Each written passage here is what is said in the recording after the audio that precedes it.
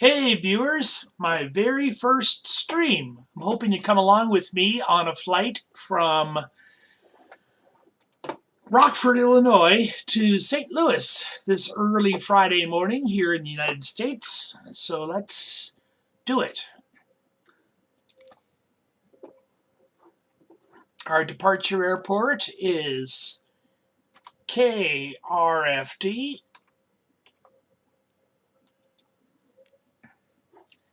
And let's start at a gate. And I'm not going to put in our arrival. We'll do that through the airplane. We'll use live conditions. That's great.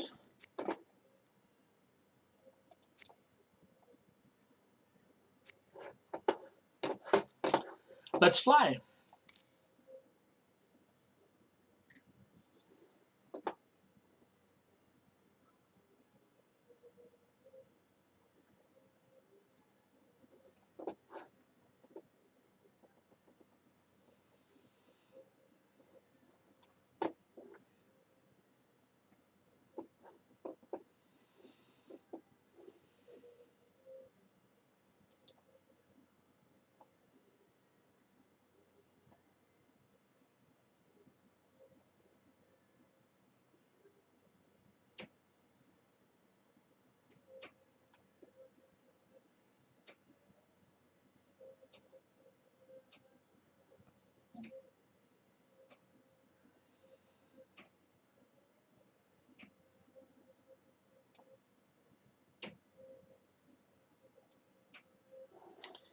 I want to add a little weather into our flight. How about a snowstorm? I know Chicago just got majorly dumped on.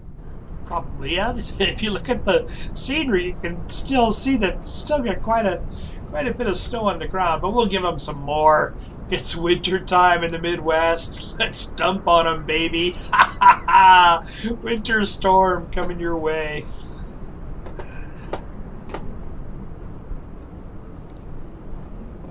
There we are, the terminal. This is Payware Airport, but unfortunately the jet bridges don't work. I was really kind of frustrated by that when I first opened it up. But, and the other frustrating thing is I bought several of these Midwest airports all at the same time. Grand Rapids, Michigan, I can't remember the other ones, might be Gary, Indiana, but I bought several of them, and all of them are nice for general aviation, but none of the jet bridges work. And there's no stairs available either. So I do have the ability of opening the front door, but folks are going to have to jump pretty high to get on board. Anyway, we do need a bridge to make some of my add-ons work, and that bridge, if you've been in flight simming for any length of time, you know that bridge is FSUIPC. So we'll get that started.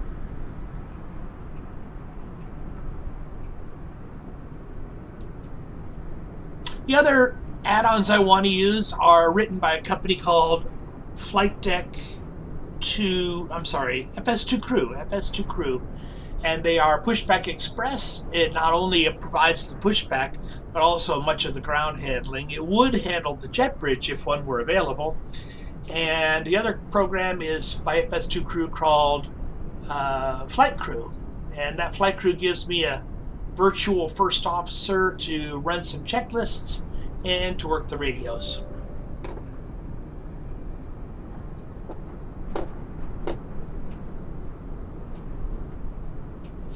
Just going to move their controls off the screen. The controls are still there. Just don't want you to see them. It really kicks up the immersion level if you're not watching me hit a bunch of off-screen controls. So there we go. So here we are, cold and dark, Rockford. It's called the Rockford Chicago Airport. Rockford is rather ambitious about trying to relieve some of the overflow at Chicago's big airports. Oh, I mentioned I could open that door for you. It's not going to do very much, but we can sure do it.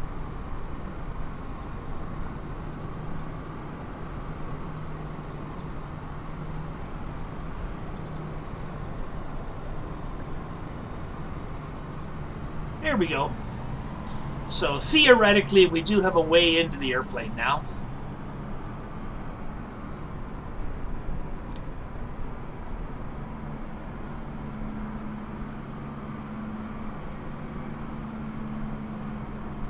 No snowstorm yet, but I have a feeling it's on the horizon.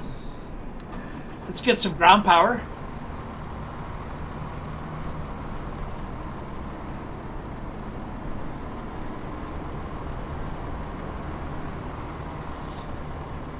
We'll get the baggage started.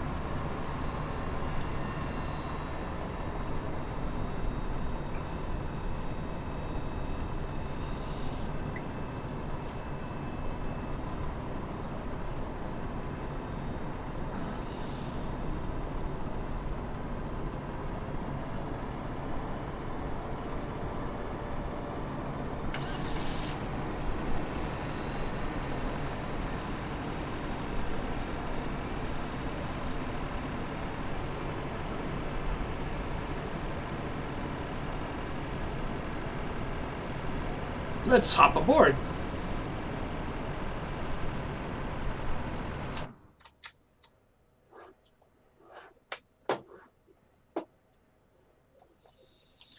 While I know as soon as I hit that power button, I'm going to lose the advantage of this nice flashlight. So I'm going to, before I get the power on, I want to go around the airplane and crank up some of these light switches, these rheostats.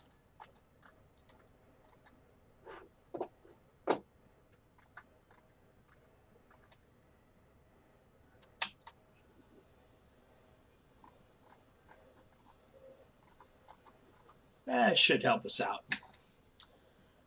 Okay, fuel truck is here. We'll hold off on the fuel. Actually, we're going to fuel in a different way. Let me get rid of that fuel dialogue. External power, here it comes. Batteries 1 and 2 on. I'll immediately arm the emergency exits. That way the exit lights are illuminated back in the cabin and the flight crew or sanitary workers can find their way out in an emergency. We'll turn on the no smoking sign. We'll turn on the seatbelt sign. We'll turn on nav and logo lights. 1 and 2 are basically redundant of each other. Let's go outside the airplane. I'll show you what I mean by that. If you look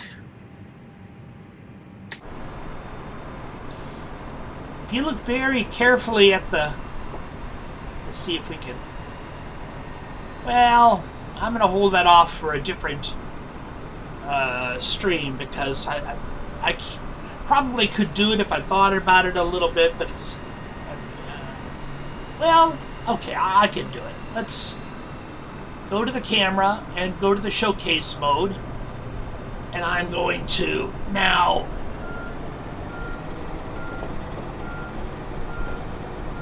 notice how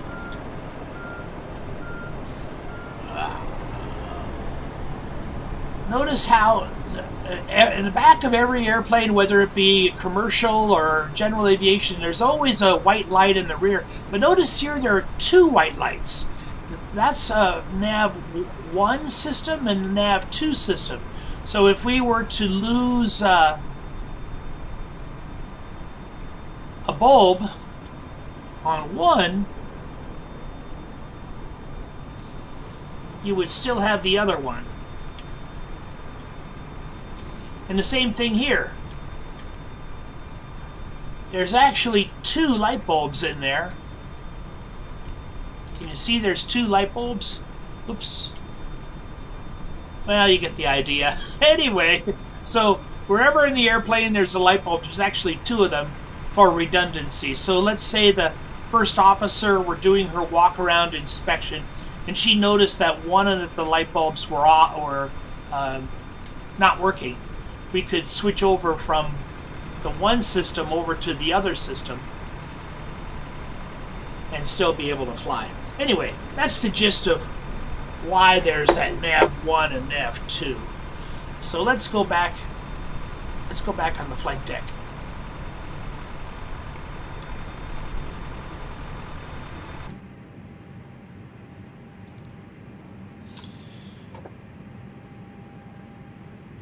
and we will turn on the wing lights. We're going to hold off on the beacon light because if the beacon light is on, that tells the ground personnel to stay away, and we want the ground personnel to be able to do their jobs. So the beacon light stays off for right now. We'll turn the strobes to auto mode, and they'll come on when the landing gear comes off the runway.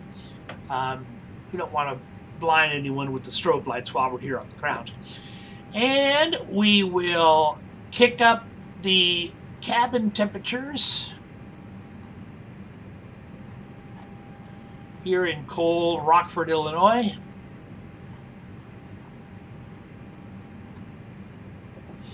And we'll get the ADIRS system started, the inertia reference system.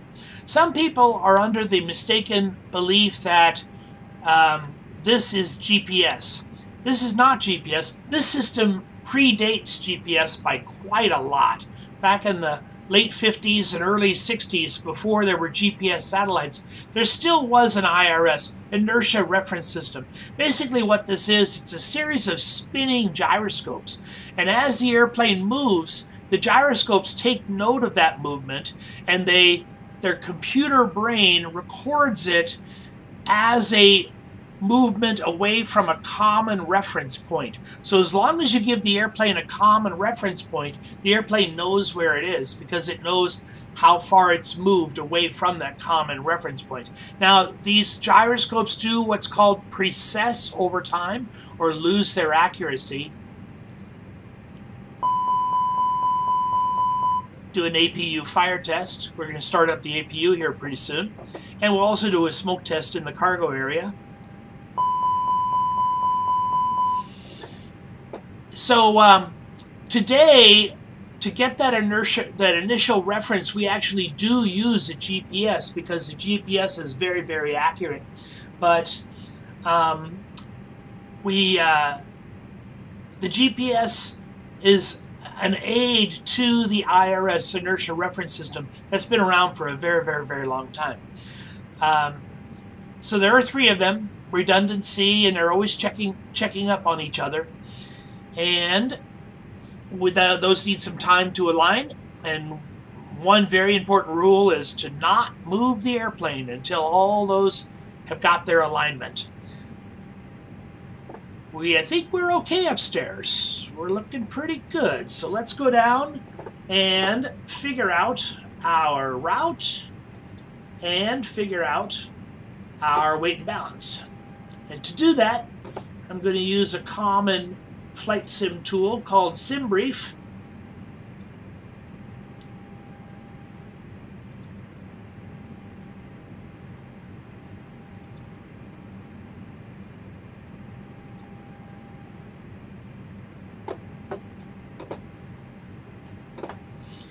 We'll create a new flight. I don't want to put in an airline because that will confuse the simulator. The air traffic control won't know what airline to call me. But I am going to give me a flight number of 43. We are here at Kilo RFD, Romeo Foxtrot Delta. That's Rockford Airport in northwest Illinois. We're about 50 miles west of Chicago. And we're going to St. Louis. Kilo Sierra Tango Lima, which is down on the Mississippi River, almost due south of here. We have an alternate of Memphis, Tennessee, which is also on the Mississippi River, a little further on south. We're flying an A320 Airbus. And on my very first streaming flight, I think I'm going to leave all these as default. Our route is very simple. I put my eyes on this morning to read that route. JOT RBS VLA9. Okay. And let's generate an operational flight plan.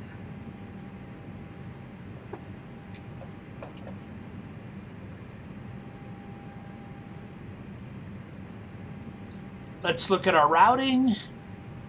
There we go. here we are in Rockford. We're going to make a little hook maneuver down by Champaign-Urbana and then approach St. Louis from the east. And the good news about that is the airport is almost due west from the famous St. Louis Arch. And there's a really good chance we'll get some views of the arch as we, what they call the gateway. I believe it's the gateway to the west, or the Spirit of St. Louis, or some odd thing. Anyway, direct JOT, direct RBS, the VLA 9 approach.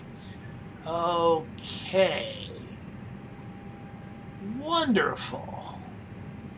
We are all set. I'm going to minimize that. Let's go down to our flight computer. I'm going to choose the @zoo option. And AOC, this is the company menu. This is where there's a radio data link. Look at the data link status.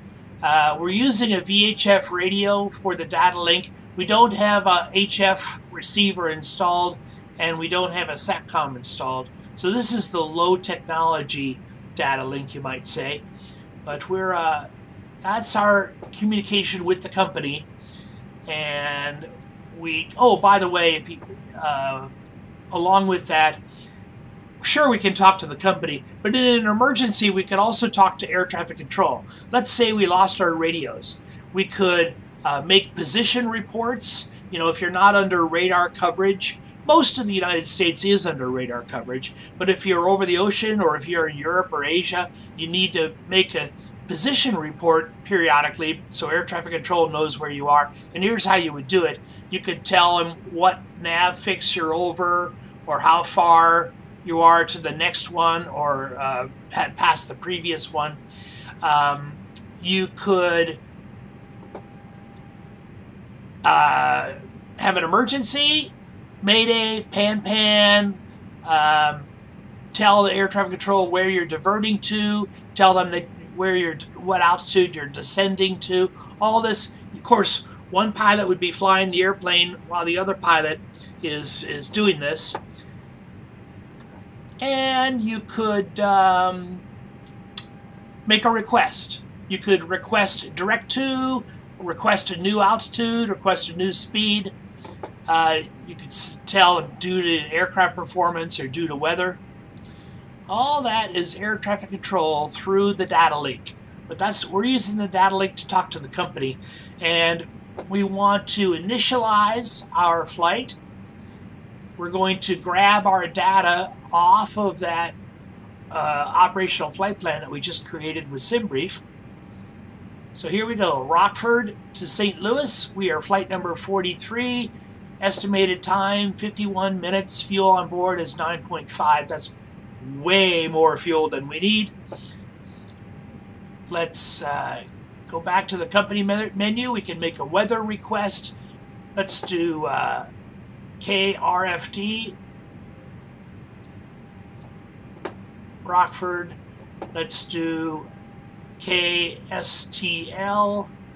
That is our destination. Let's do K Memphis. And let's do one more, KDSM. This is K Des Moines, Iowa. Just in case we need another divert field in the area. METAR is live weather, current weather, and it's the most useful kind of weather. So we'll send that. And we'll also choose a TAF, Terminal Aerodrome Forecast. This is weather in the near future. And forecasted weather isn't as accurate as real live weather, but it can be helpful as well. So we'll send that.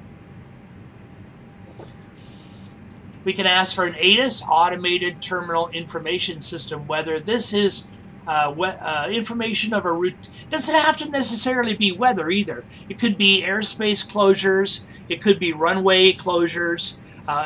Information of a routine nature that the live controllers don't want to be bothered with. So you would ask for an ATIS, and we'll only get one of these. We'll get one of these for our arrival airport of St. Louis. We'll listen to the live ATIS on the radio in just a little bit, but we'll get one for our arrival. and we'll have it sent to the MCDU, the flight computer, and it's sent. Okay. Now we'll go to weight and balance. There we go. Now again, we only need 7184 is our block fuel number. If we look at our EFIS screen right here on the upper right, we can see that we have fuel on board is 9460. That's well more than we need. In real life, you would just simply fly with that amount of fuel and you would lower your payload. But here we have the advantage of a simulator, so we can actually pump out some of that fuel and bring our airplane fuel to that block fuel number by pushing the refuel load button. And then I'm going to go over to this is page 1 out of a possible 2, so I'm going to flip over to the next page. And this is our payload. We have 170 passengers aboard. This is our center of gravity. This is our zero fuel weight, our forward baggage, our rear baggage, and we'll load the airplane with those numbers by pushing the load button. Great. We are done talking to the company. So there's 2 ways of doing this. You can just go back to the MCDU menu like we were before, and you can push FMGS to get us into our flight management computer. Or if you were back in the MCDU, let's say you were still there talking to the company, you could simply push data. And on a Boeing airplane, very soon I'm going to do another stream on a Boeing airplane. On a Boeing airplane, you would generally work from left to right, but on an Airbus, it's right to left. And there are several little quirky things where Airbus and Boeing are almost exactly opposite from each other. An example, in a Boeing, when you turn on a light switch, you actually turn it from the up position to the down position. Up is on and down is off. Because on the old Boeing bombers of World War II, forward was on. You pushed the switch forward for it to be on. You pushed it aft or backward to be off. So that translates into down for on and up for off. But Airbus is exactly opposite. On an Airbus, when the switch is down, that means it's on. When I'm sorry, down is off and up is on an Airbus. So exactly opposite. And just a little quirk of aviation. If you've spent your whole life flying one airplane and you go to the other one, it's quite a learning curve. Again, okay, so let's go directly to data. And we'll go to aircraft status. And what we want to check, we want to verify our engines, our LEAP 1A engines. We want to look at our active database. Now this database is expired. In the real world, you would want to have those dates being correct. And our secondary database is even more expired. But for our purposes, we'll fly with those.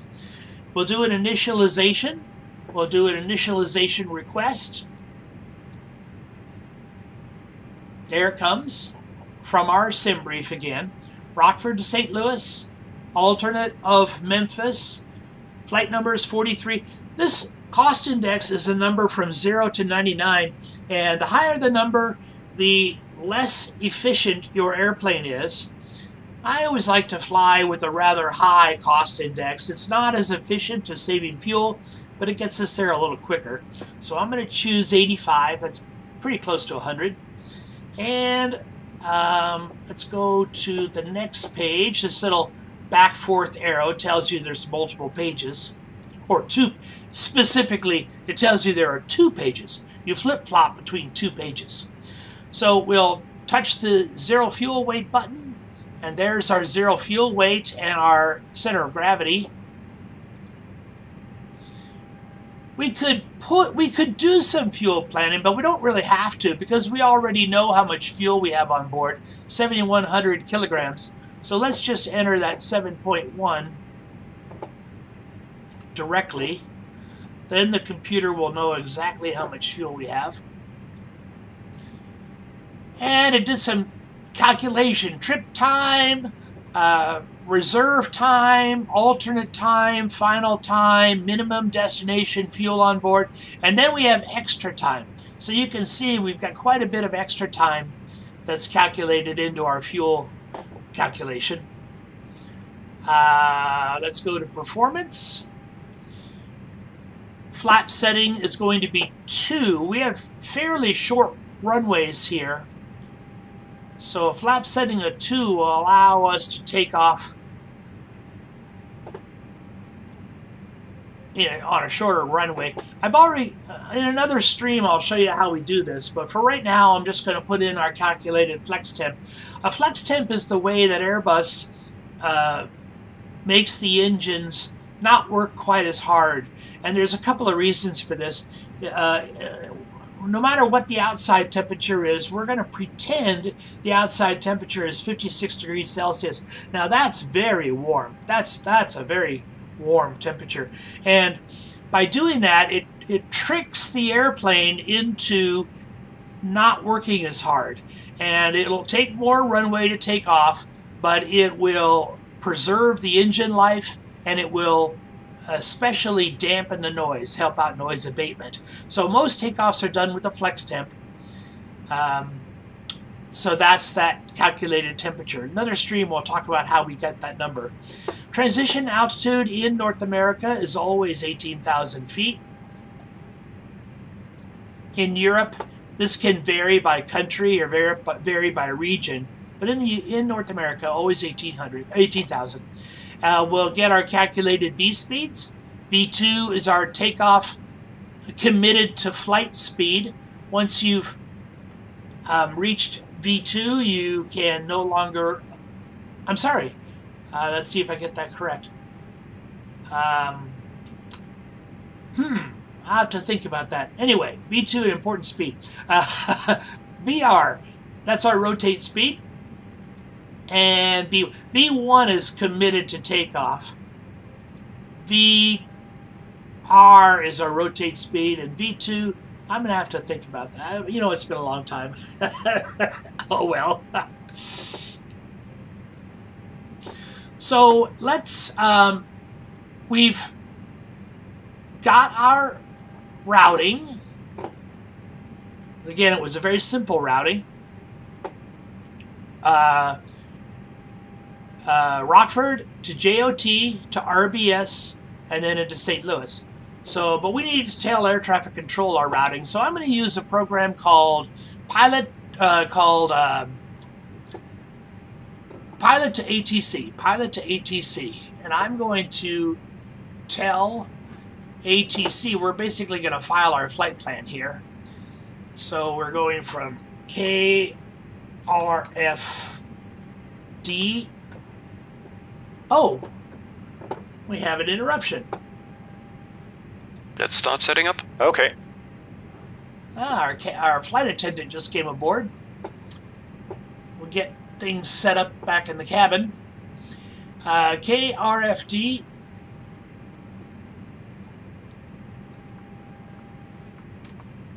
to JOT to RBS to KSTL,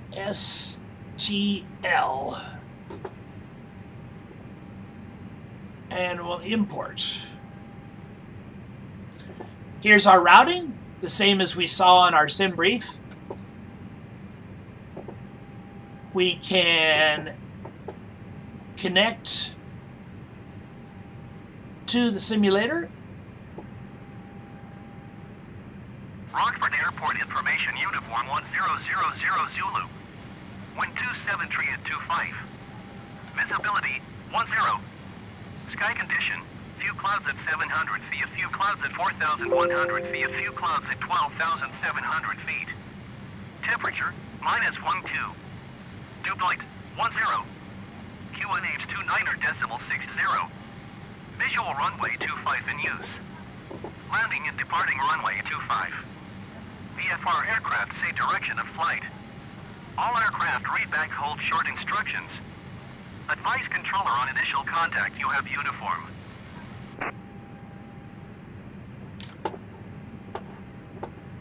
Let's validate that flight plan. let's file the flight plan.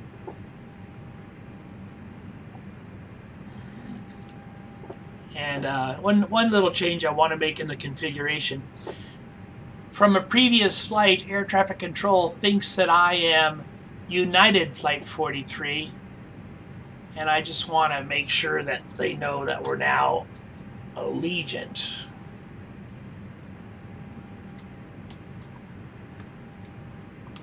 Allegiant Flight 43.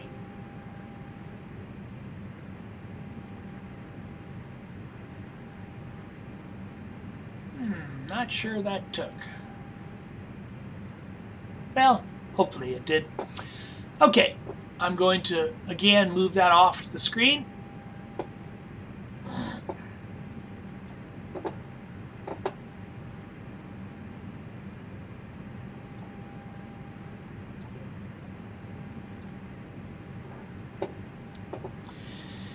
And we need a departure from Rockford. Well, there is no departure from Rockford. Rockford is such a simple little airport, but we'll choose departure. Runway 25 is our departure runway, and there are no standard instrument departures available at this small little airport, and we'll push insert. Now, in the real world, you wouldn't do this necessarily. You could take off and fly just as things are right now. You wouldn't necessarily know your arrival because runways change, weather changes, traffic flow changes. There could be birds or construction or other reasons. But here in the sim world, we live in a perfect world, and we know what our arrival is going to be. It is going to be the VLA9 arrival. Remember that from our sim brief? We get that sim brief. Remember, our arrival is right here. Rockford, direct to JOT, direct to RBS, VLA9. VLA9 is our arrival. So we already know that. So let's put that in. That way, one less thing to think about. We're going to be coming in from the east, landing toward the west. We want an ILS runway if we can get it. And ILS to runway 29 would be the best. Also look at these runway lengths. 2,700 meters is plenty long for us. And we're looking for that VLA2. The database is old, so the VLA2 is the same as the VLA. These periodically procedures change, but they change so minutely that it's okay for flight sim purposes.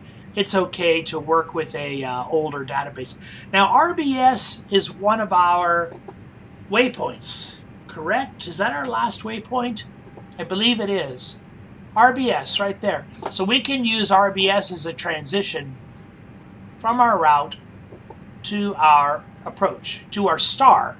Standard arrival route is a star.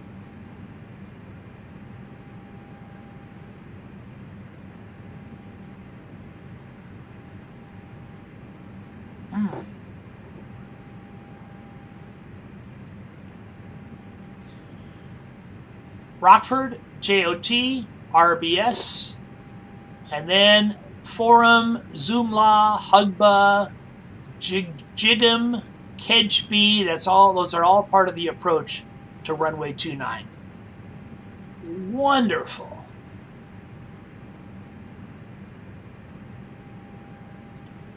So, we did the data, aircraft status. We did the initialization, with its 2 pages. We did the performance. and we did our flight plan. If you wanted to do a little flying by radio aid, flying by VOR, you could type in the frequencies here, the course and frequencies. We're going to not use that today. We'll let the flight computer do all the work. So that is all good. Upstairs looks good.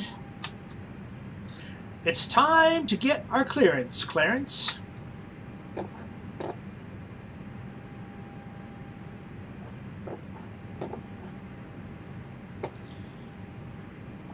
Rockford clearance delivery. Allegiant Ford Tree, ready to copy.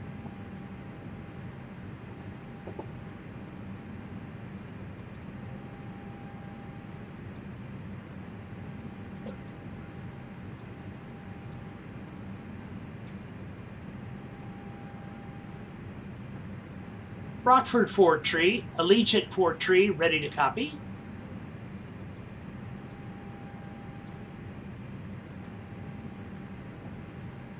Rockford Ford Tree, United Ford Tree, Rockford clearance delivery, United Ford Tree, ready to copy.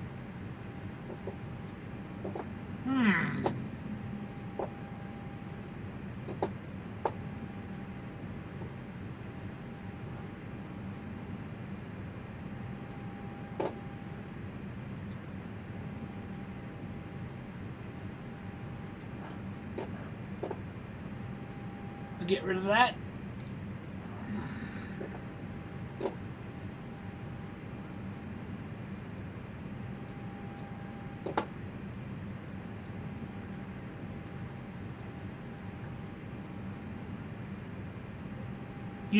Rockford clearance delivery, United Ford Tree, ready to copy.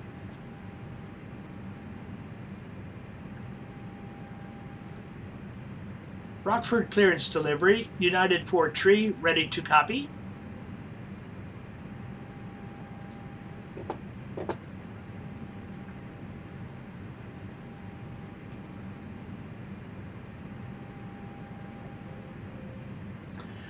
Rockford clearance delivery, United Ford Tree, ready to copy.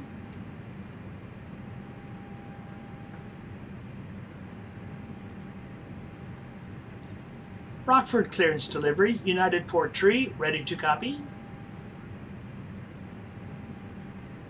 I don't think I'm having a microphone problem. Let's check with the ground crew. Flight deck to ground. Go ahead, flight deck. We will be ready shortly. Okay, I wait. Okay, what? It's not a ground crew issue. It's not a microphone issue. Okay, I wait.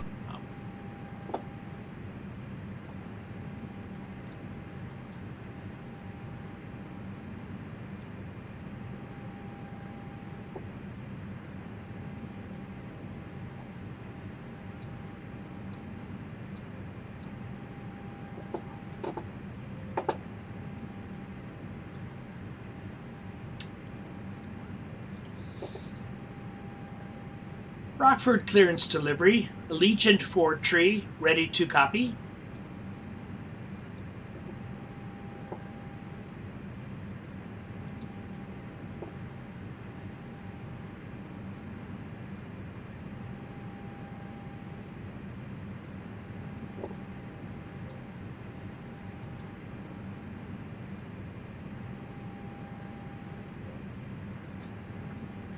Rockford clearance delivery, Allegiant Ford Tree, ready to copy.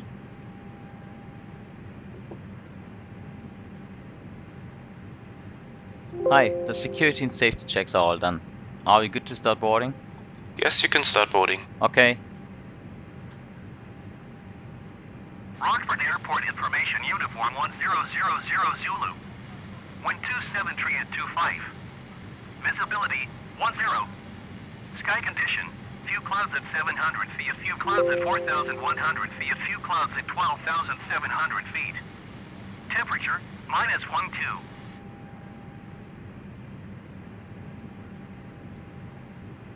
Rockford clearance delivery, Allegiant Ford Tree, ready to copy.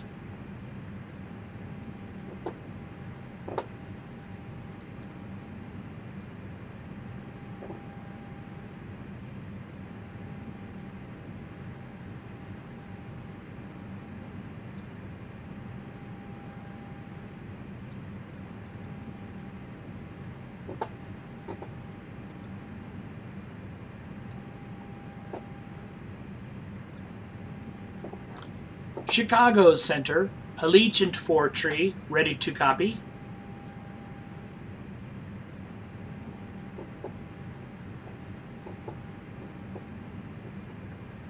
Chicago Center, Allegiant 4 tree, ready to copy.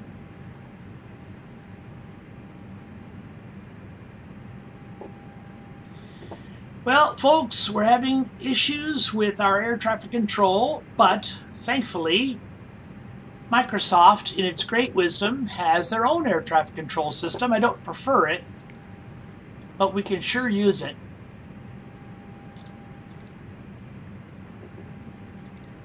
Clearance delivery Allegiant 4 tree ready to copy IFR clearance to St. Louis. Allegiant 4 tree is cleared to St. Louis Airport as filed. Takeoff runway 25 climb and maintain 13,000 feet. Departure frequency is 126.0 squawk tree 041.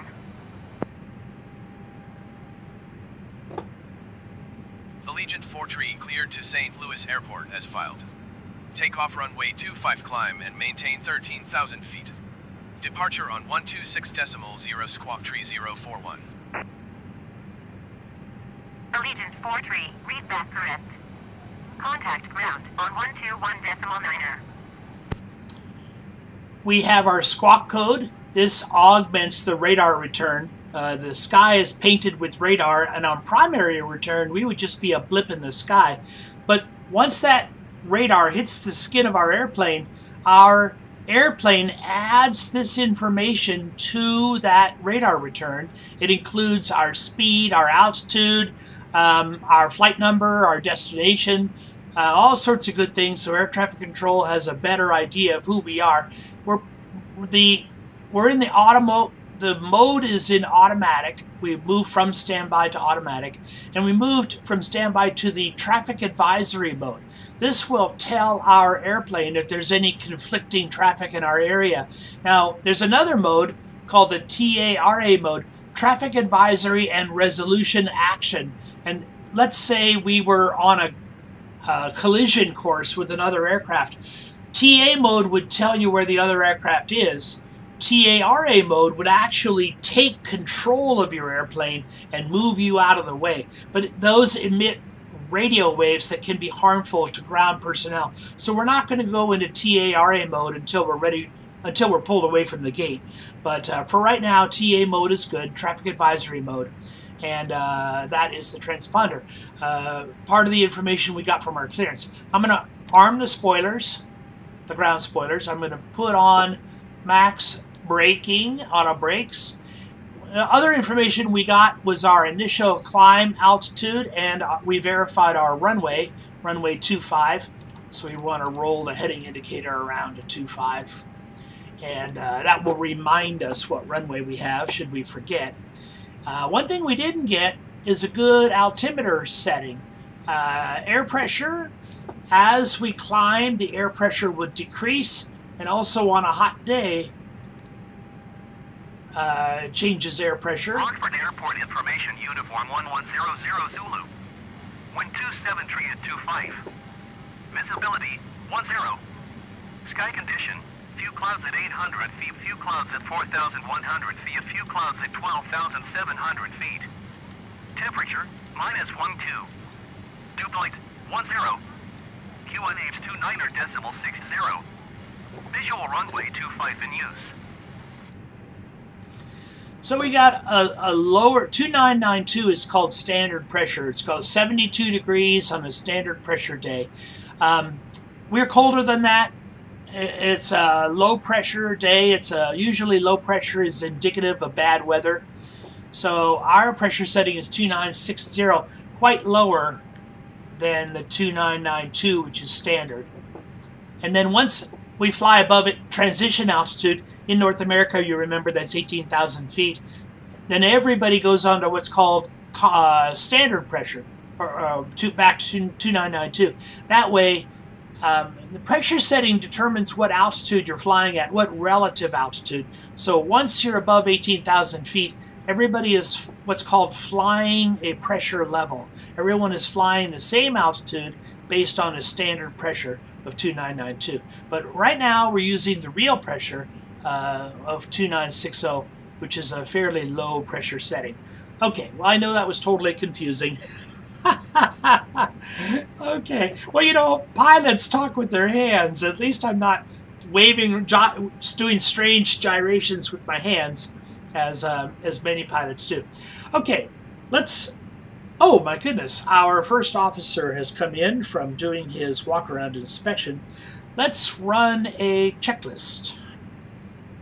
Before start, checklist. Cockpit prep. Completed. Completed. Gear pins and covers. Removed. Signs. On and auto. ADIRS. Nav. Fuel quantity. Set. Takeoff data. Set. Baro ref. 1002. Set. 1002. Set. Down to the line.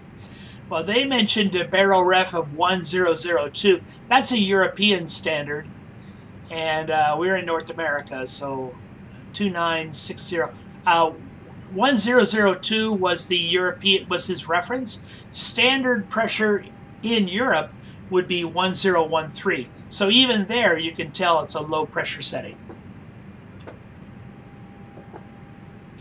We have our folks coming aboard. Let's fire up the APU. We want to do a... Now, we did a fire test on the APU earlier. Let's do a fire test on the engines. We'll be using those pretty quick. We'll get the fuel pumps turned on. Get that fuel circulating. You could fly with the fuel pumps not turned on, just using gravity feed, but you might have some coughing and sputtering. You would never, ever routinely fly without the fuel pumps turned on. Crew oxygen supply on. We're going to turn the beacon light on. This will tell the ground people to get the heck out of the way. Oh, by the way, before I do that, flight deck to ground. Go ahead, flight deck. Confirm all ground checks are complete and we are cleared to... Go ahead, flight deck. Confirm all ground checks are complete and we are cleared to pressurize the hydraulics. Outside check is completed, all doors and panels are closed, no issues found. You can pressurize the hydraulics anytime now. Thank you. Okay, beacon light is on. Let's go to APU master switch. Count 1, 2, 3. APU start and APU bleed.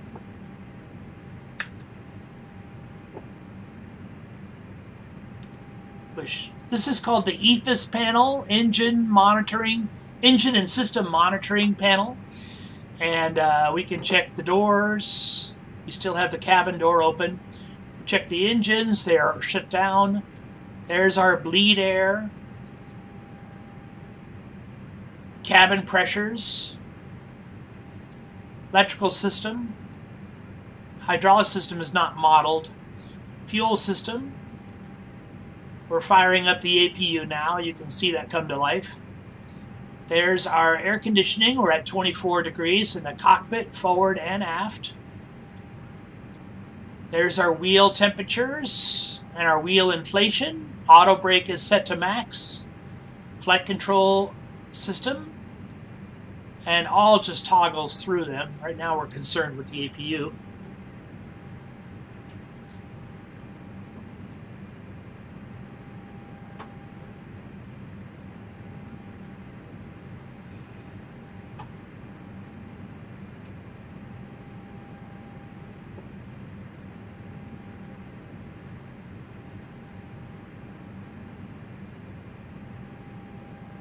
While I'm down here, I'm going to turn on my progressive wind shear switch.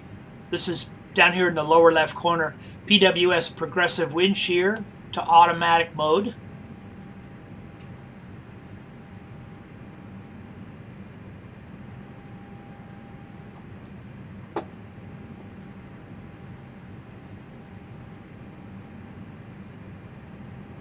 And APU is available. So we have an APU available. We will turn off the external power, go outside, and we can tell our friend in the power truck that he can go away.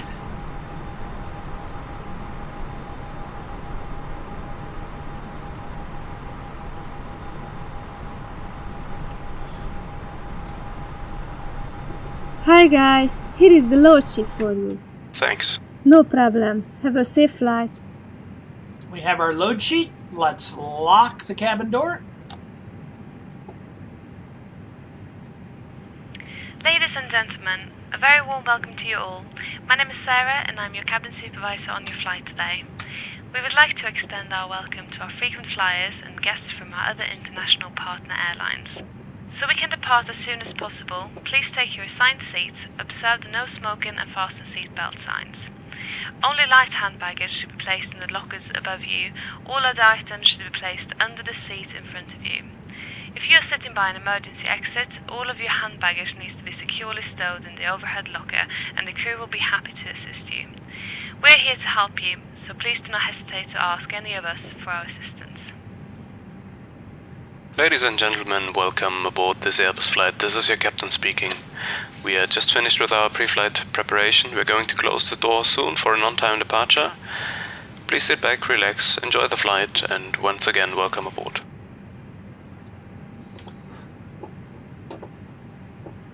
Not too much longer to go.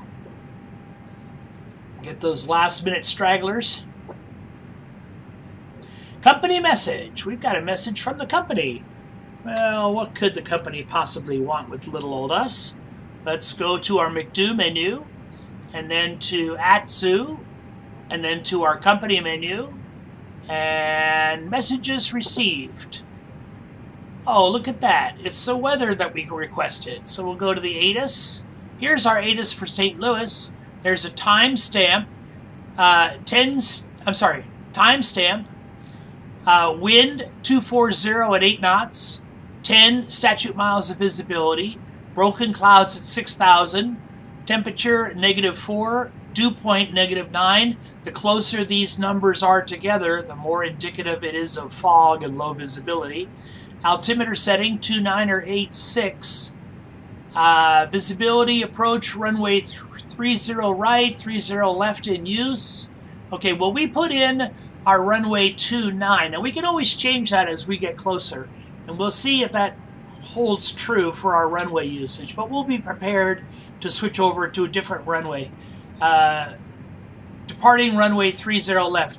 NOTAMs. Okay, notice to airmen's. And these can be all sorts of things like light posts and bird advisories and all sorts of, I call this legalese, you know, a lot of cover your butt type of things written from a lawyer's perspective. But that's the ATIS. Here's our terminal aerodrome forecasted weather for Rockford, for St. Louis, and for Memphis, and for Des Moines. And here's the most important weather, our METAR current conditions for Rockford, St. Louis, Memphis, and Des Moines. Wonderful.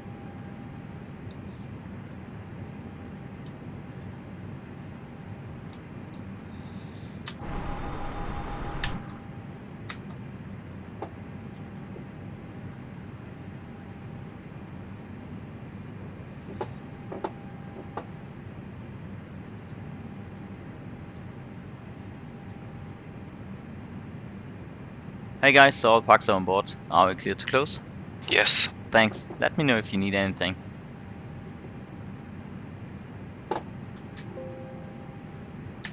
Ready to close them up?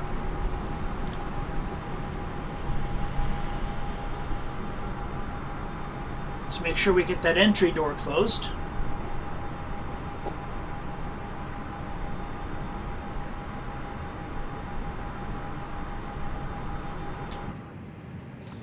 We'll go to our EFIS screen and we'll verify that that door is closed. It is. Let's finish our checklist. Oops. Below the line. Windows and doors. Closed. Closed. Beacon. On. Thrust levers. Idle. Parking brake. On. Before start checklist complete. Unfortunately, Microsoft Flight Simulator doesn't have a way of asking permission for pushback and engine start, so I'm going to simulate that. Rockford ground, Allegiant 4 tree requests pushback and engine start. Allegiant 4 tree, Rockford ground, push back and engine start approved. Allegiant 4 tree. Okay, we now have permission. Let's get our ground crew into action. Flight deck to ground. We are ready for pushback and engine start. Understood. Release the parking brakes, please.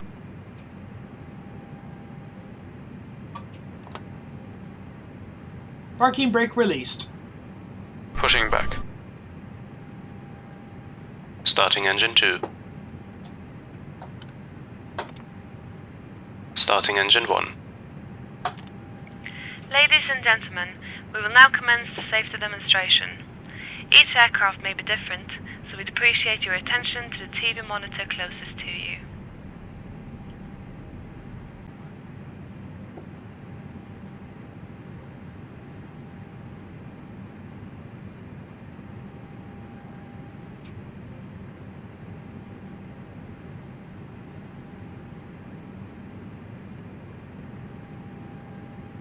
We now have engine power available. Let's turn off the APU.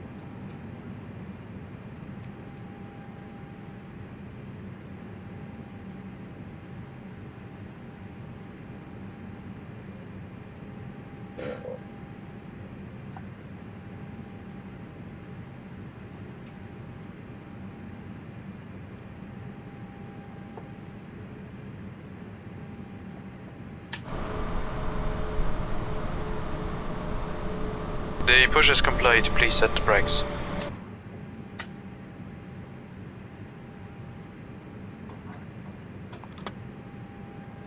Parking brake set. Understood. Okay, so the ground equipment is removed and the pin is out. Good engine starts from down here, and I see you on the right hand side with the pin. Thanks, and you can disconnect and go to hand signals. Thanks, have a good flight, and we'll see you later. Let's turn on our taxi lights, our runway turn-off lights, and ask for taxi clearance. Rockford ground Allegiant 4 tree with Victor ready to taxi IFR. Allegiant 4 tree taxi to an hold short of runway 25 using taxiway Alpha cross runway 19 Alpha. Contact tower on 118.11 ready. Taxi to and hold short runway 25 using taxiway Alpha cross runway 19 Alpha Allegiant 4 tree. Cabin crew, arms, lights and cross-check.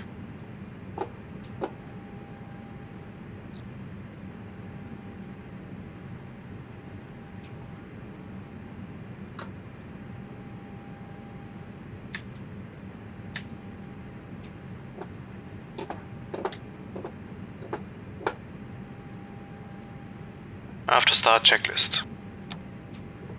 Anti-ice. Set. Ecam status. Checked. Pitch trim. 24% set. Rudder trim. 0. After start checklist complete. Flight control check. Full down. Full up. Neutral. Full right. Full left. Neutral. Rudder. Full right. Full left. Neutral.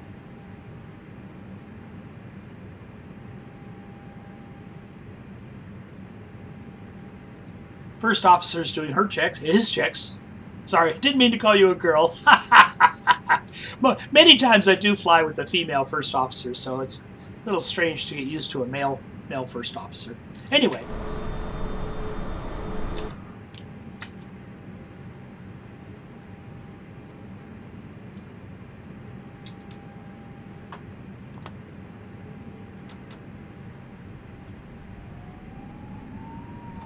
Clear left side. Clear right side. Brake check. Pressure 0.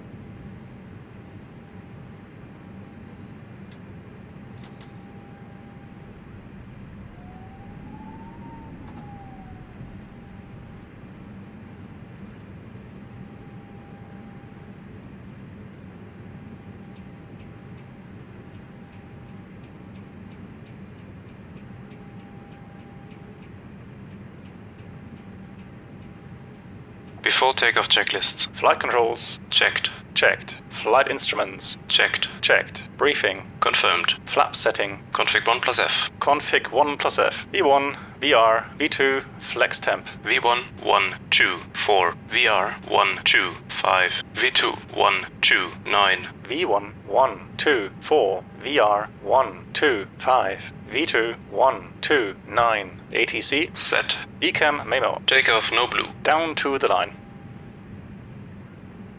Below the line. Cabin crew, be seated for takeoff. Takeoff runway. Confirmed. Confirmed. Cabin crew. Advised. Engine mode selector. Normal. Packs. On. Before takeoff checklist complete. Okay, we want no blue in this panel, so we hit our takeoff configuration, and we are normal, so we are set for takeoff.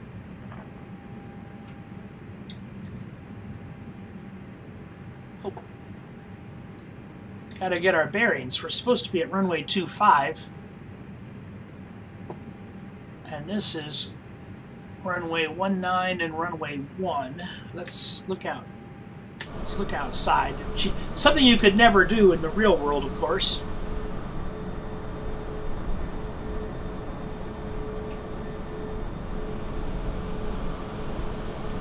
Oh.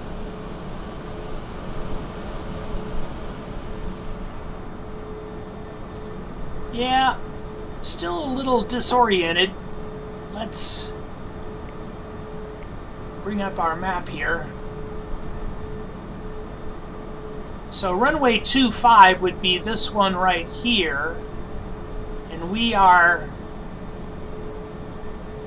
well, I think we need to cross this runway 19 and 1 to get to the start of runway 25.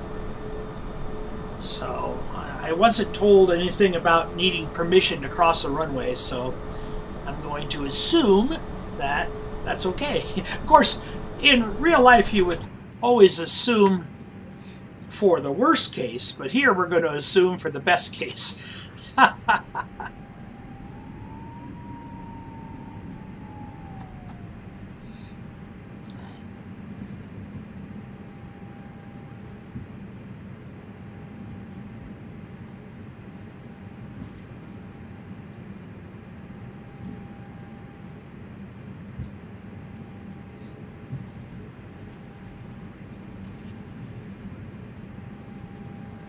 Okay, and if I'm correct, this should be, yeah, this is the threshold for runway 25. Okay, I'm happy.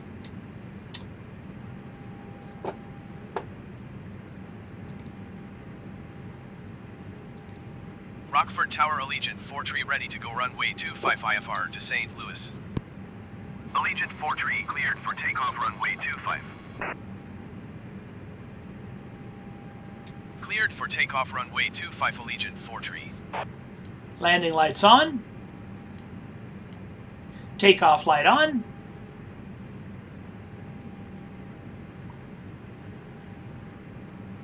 One more cabin crew call.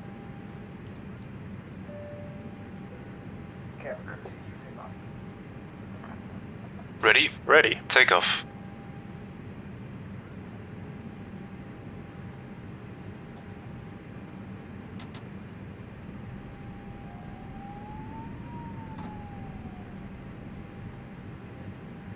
Manflex SRS runway auto thrust blue. Check.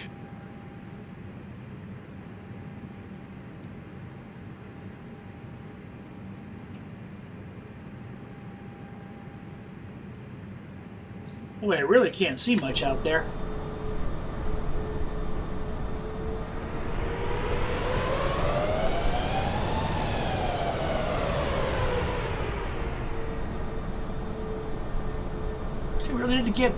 It really did get some snowfall.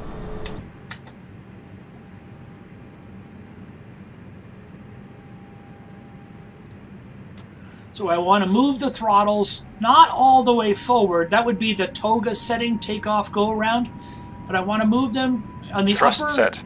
On the upper left display. I want man flex 56. That's what I'm looking for.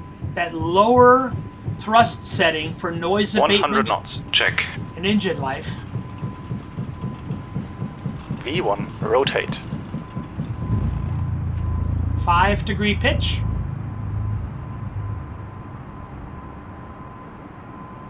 Positive climb. Gear up. Gear up. Autopilot 1. Check. Flap 0. Speed checked. Allegiant 4-3 contact Rockford departure on Flaps 0. 126.0. 126.0 Allegiant 4-3.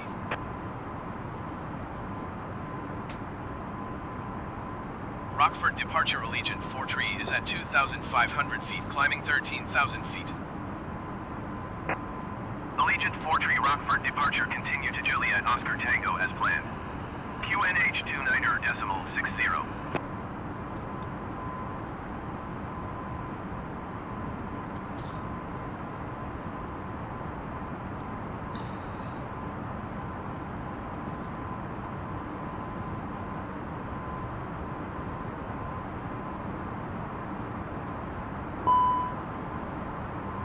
Ice warning. Let's turn on some engine anti-ice and wing anti-ice.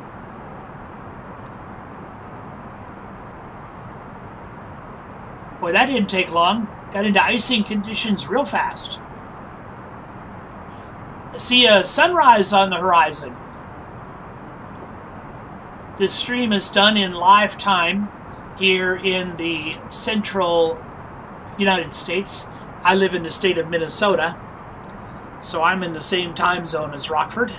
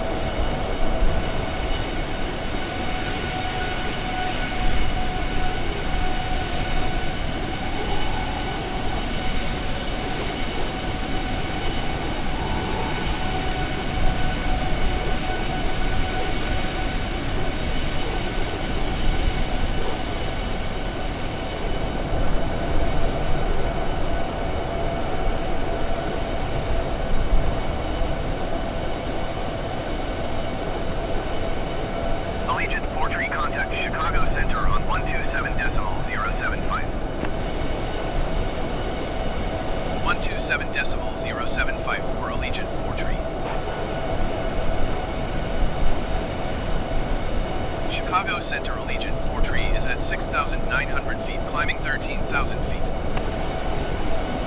Allegiant 4-3 Chicago Center continue to Juliet Oscar Tango as planned. QNH 29.73.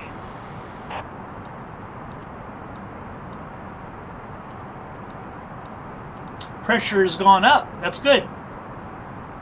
Chicago Center Allegiant 4-tree requesting vector to next waypoint. Oops, didn't mean to do that. Allegiant 4-tree continue to Juliet Oscar Tango turning and following heading 135, resume on navigation. Continue to Juliet Oscar Tango turning and following heading 135, resume on navigation Allegiant 4-tree.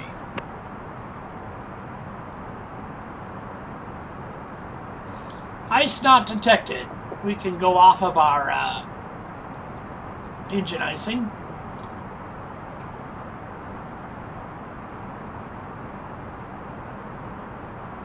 We're not quite there yet, but we're getting close to 10,000 feet. I'm going to turn off my landing light. 1476, you are 52 miles southwest. Descend and maintain 10,000 feet. Expect ILS runway 28 left approach. Turn off my landing light. Turn off my runway turn-off lights. When all these lights are on, I have a word for it. I call it Christmas tree mode. When you're taking off and landing, you want to be as bright and light as possible. So I say go into Christmas tree mode. Turn on every light in the house. Clear to Vancouver United 1476.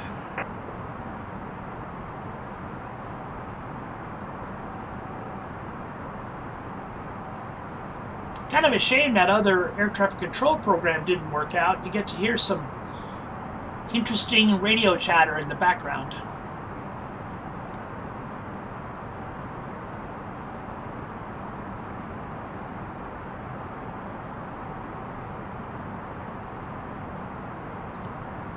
After takeoff climb checklist. Landing gear. Up.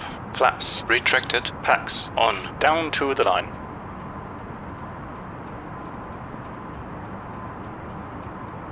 Mountain 8325 contact Chicago Center on 123.75.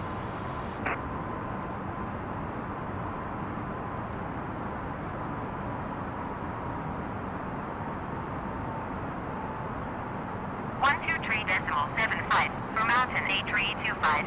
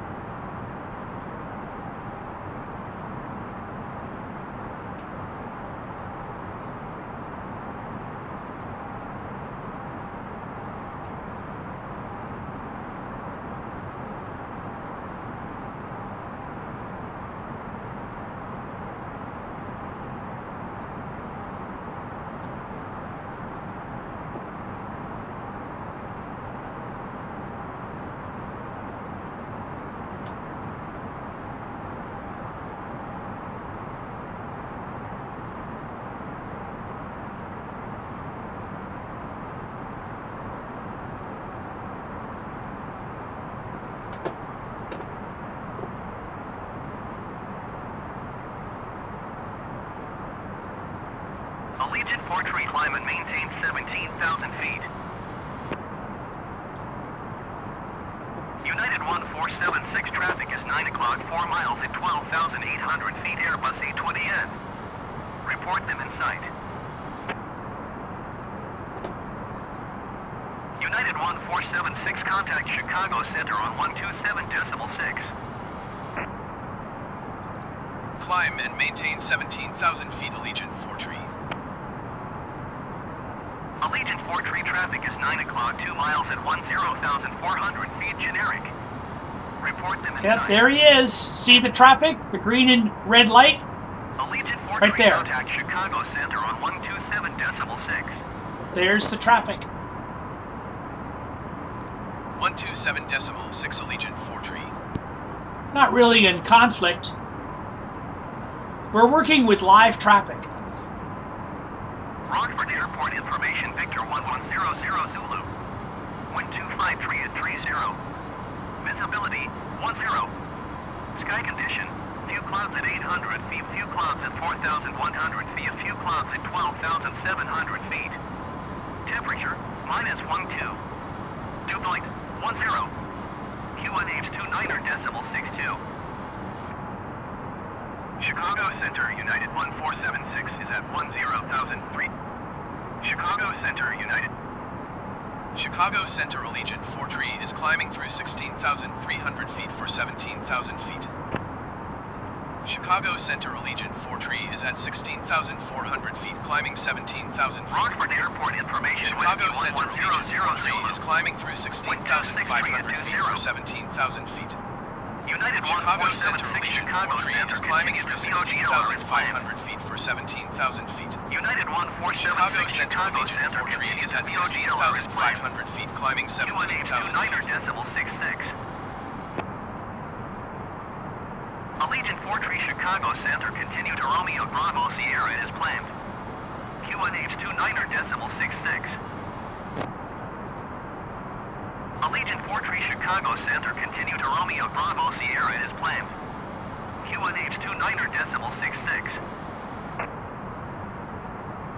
Allegiant 4-tree Chicago Center continue to Romeo Bravo Sierra as planned. QNH 29.66. Oh, pressure is falling Allegiant again. 4-tree Chicago Center continue to Romeo Bravo Sierra as planned. QNH 29.66. Allegiant 4-tree Chicago Center continue to Romeo Bravo Sierra as planned. QNH 29.66. Allegiant 4-tree Chicago Center continue to Romeo Bravo Sierra as planned. QNH 29.66. United 1476 contact Chicago approach on 124.35. Allegiant 4-tree contact Chicago Center on 123.75. 123.75 for Allegiant 4-tree.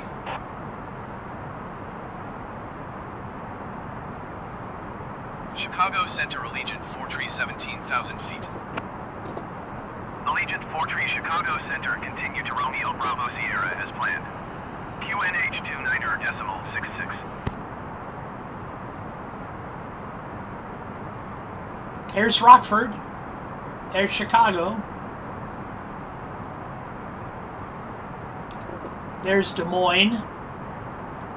And then our alternate was Memphis. There's Memphis. There's Des Moines. They're both about equidistant as alternates to St. Louis.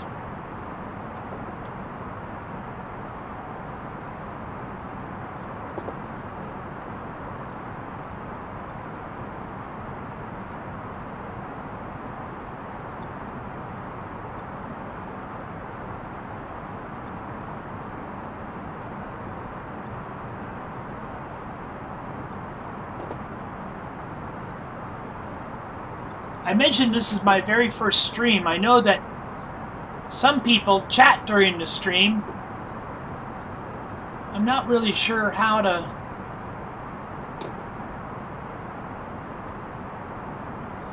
chat. I'll put here. Howdy, watchers.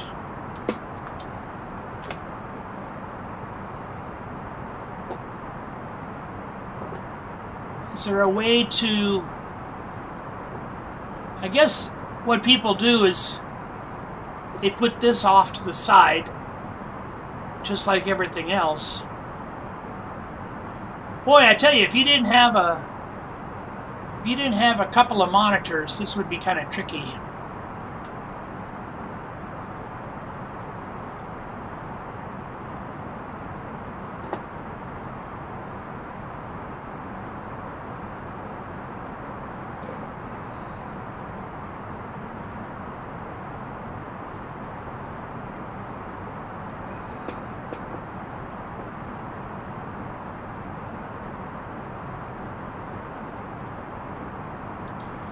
"34 miles from our next waypoint.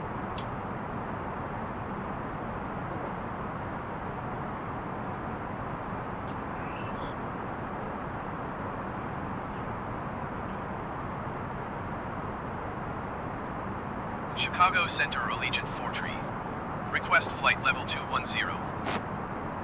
Allegiant 4-Tree climb and maintain flight level 210. I didn't have to request flight 210, but the reason I did is because I wanted to demonstrate what happens when we cross over transition altitude and go to standard pressure. Remember, transition altitude. 4-Tree, did you copy? Transition altitude in North Maintain America flight level is 210, 18,000 Allegiant feet. 4-Tree.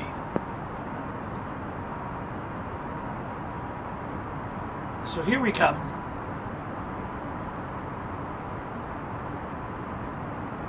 Set standard. Standard cross-checked. Passing flight level 188.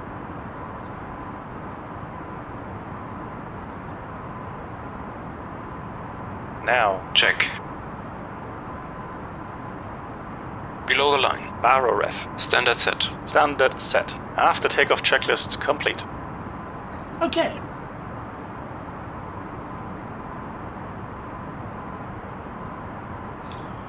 The rule of thumb, we're flying mostly south, but a little bit west, and the rule is west is usually at an even altitude, and east is at an odd altitude. And the way I remember that, I always think that people on the East Coast are a little odd.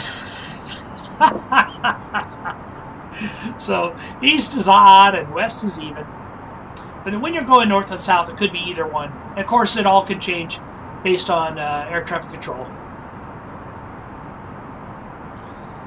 We are getting a little more sunrise there in the east.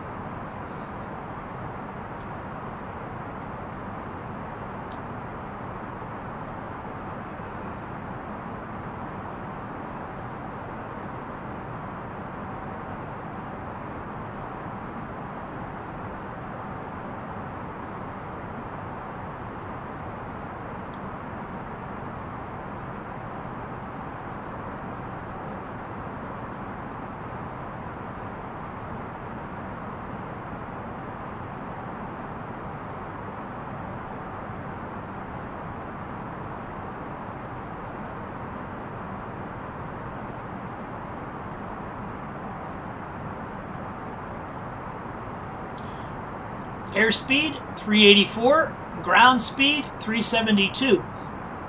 Indicated airspeed, this is the one that matters to the airplane performance. Allegiant 4-Tree contact Chicago It's Center 290. 124.55. Going to 124.55, Allegiant 4-Tree. The engines and the wings and the airplane moving through the air mass. That's the speed that matters to the airplane. Chicago Center, Allegiant 4-Tree flight level 210. Or, Allegiant 4-Tree Chicago Center, continue to Romeo Bravo Sierra as planned. as we were to climb, the indicated airspeed Contact Chicago Center on 120.175. might stay might not change very much at all. 175 for Allegiant. But your ground speed would usually climb in a climb because the air is thinner and the airplane is more efficient. Chicago Center, Allegiant The engines are 4-Tree working flight level better, the 210. wings are working better. Allegiant 4-Tree Chicago Center, continue to Romeo Bravo Sierra as planned. Up to a point.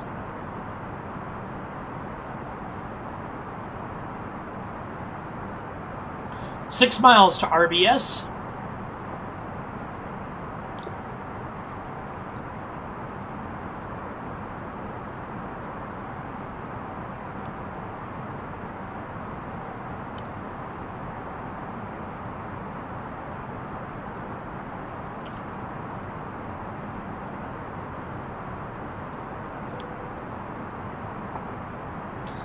turn off the seatbelt sign for those folks in the back.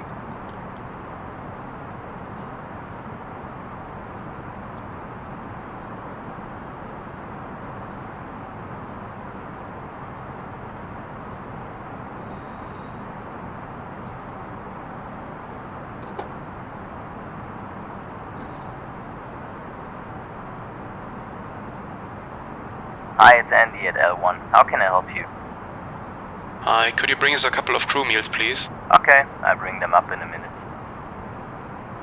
Allegiant 4-3 contact Chicago Center on 119.225. Hi guys, here are the crew meals you asked for. Enjoy. 119.225. Thank you. Allegiant 4-3. Hi, could you bring us some water, please? Okay, I'll bring the drinks up in a minute.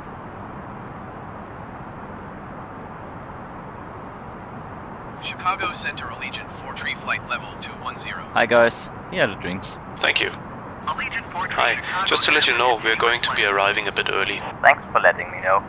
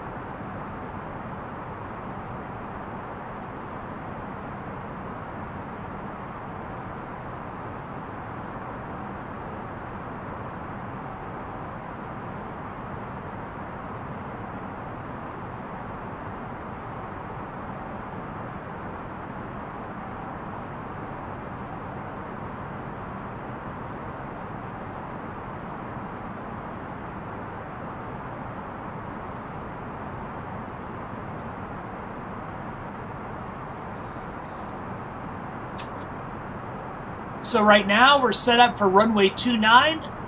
We were told in the ATIS to expect runway 30. So that could easily change.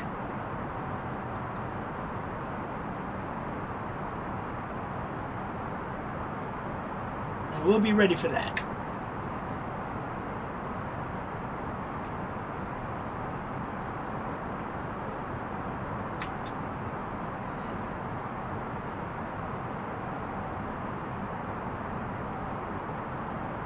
Allegiant 4-3 contact Chicago Center on 125.05.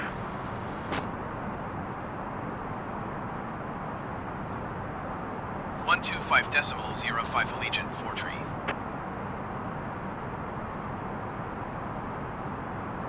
Chicago Center Allegiant 4-3 flight level 210. Allegiant 4-3 Chicago Center continue as planned.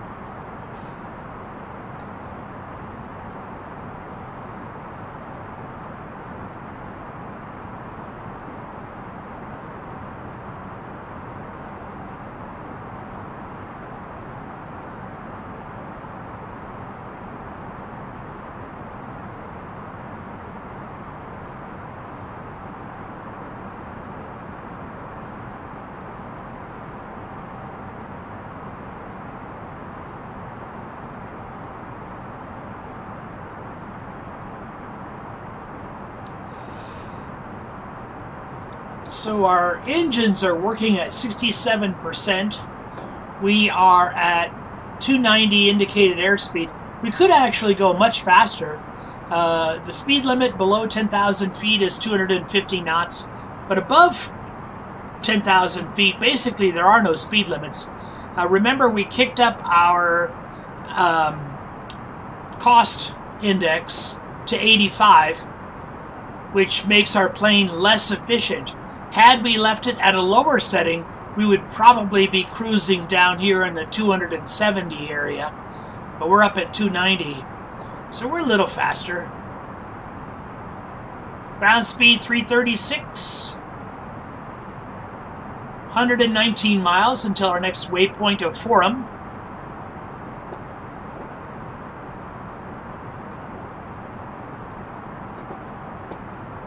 There's St. Louis. There's, I lost Rockford. Rockford's in this area.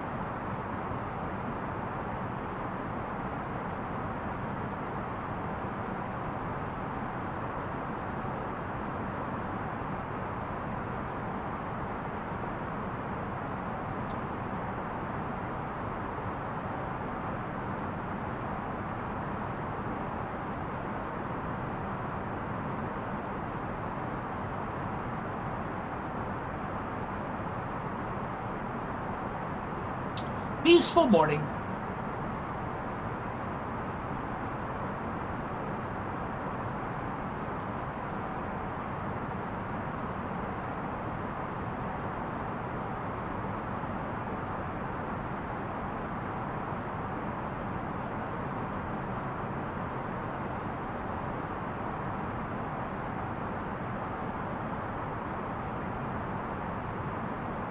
Allegiant 4 tree, contact Kansas City Center on 124 decimal tree. 124 decimal tree for Allegiant 4 tree.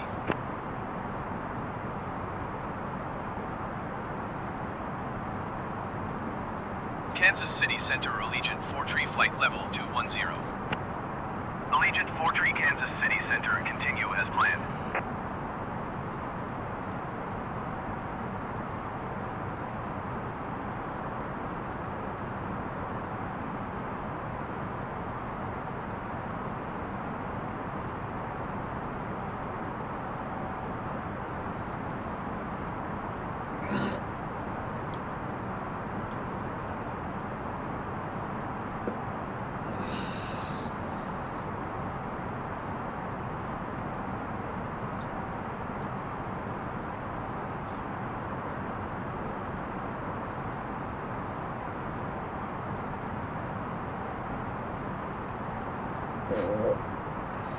Night cargo 161 to you or 25 miles southeast.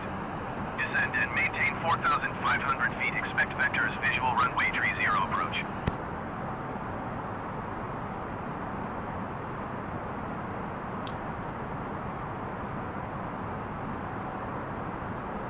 Climb and maintain 4,500 feet. Expect vectors, visual runway 30 approach. Night cargo 1612.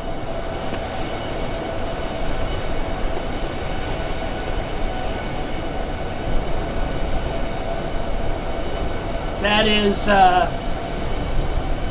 Decatur, Illinois, below us.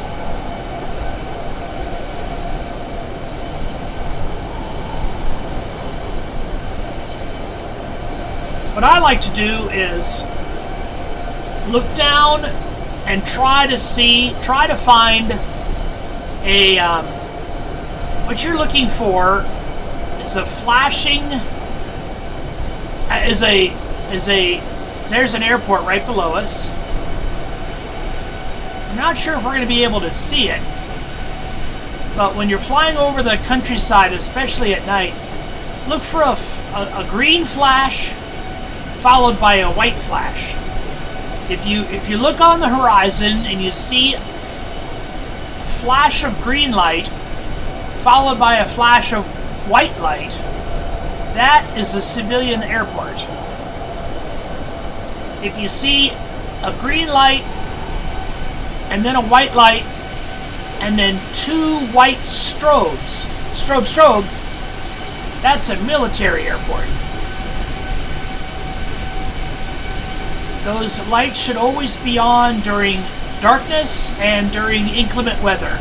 It's called the airport beacon. The airport beacons have been part of airports ever since the old mail carrier days.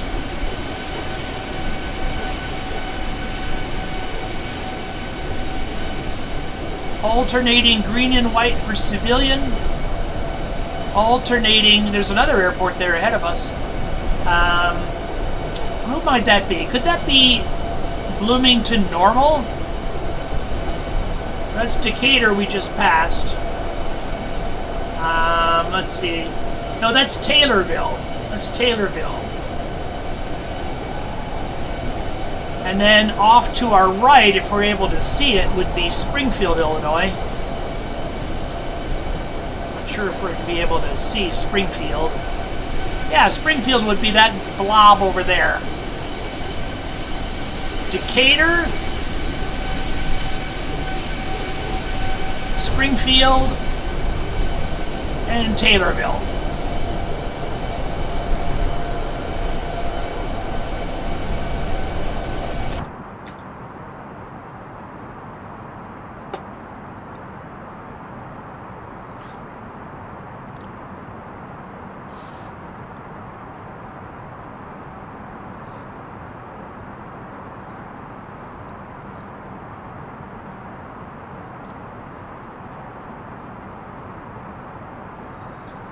Well, you can see on our right display that that blob of green is all the waypoints that make up our approach. So we're going to make a fairly substantial, almost 90-degree turn to the right once we hit our waypoint of Forum in 80 miles. Air traffic control is probably going to have us descend prior to that. If we were in a Boeing airplane and we set up, if we were on autopilot as we are now. Allegiant 43, you are 2 miles northeast. Maintain present heading and altitude. Expect ILS runway 30 right approach via TYRSH transition. Cleared to TYRSH. Allegiant 43, descend and maintain 8,000 feet. Allegiant 43, descend and maintain 5,000 feet. Okay, we've been given our descent. Ladies and gentlemen from the flight deck, this is your captain speaking. We are about to start our descent into our destination airport, and the remaining flight time is, depending on the traffic situation, about 20 minutes from now. I'd like to thank you for choosing us today and flying with us. I hope you had a pleasant flight, and I hope to see you again on one of our aircrafts very soon again. Thank you for paying attention. Descend and maintain 5,000 feet. Expect ILS runway 30 right approach via TYRSH transition. Cleared to TYRSH Allegiant 43. Okay, we've been given runway 30 right. Descend and maintain 2,700 feet. Night cargo 1612. Night cargo 1612. By the Tarsh transition. Night cargo 1612, you are 11 miles southeast. Jot RBS Maintain Tarsh. present heading and altitude. Contact Decatur Tower on 118.9er.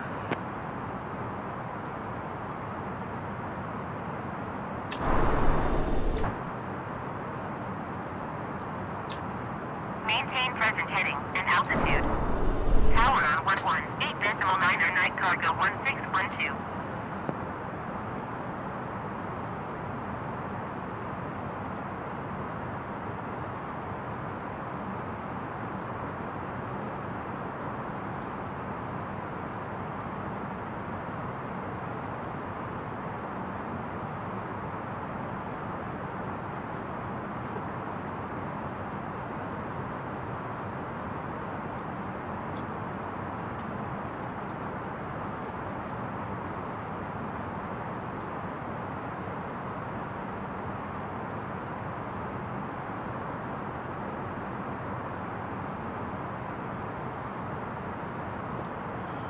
direct to Tarsh.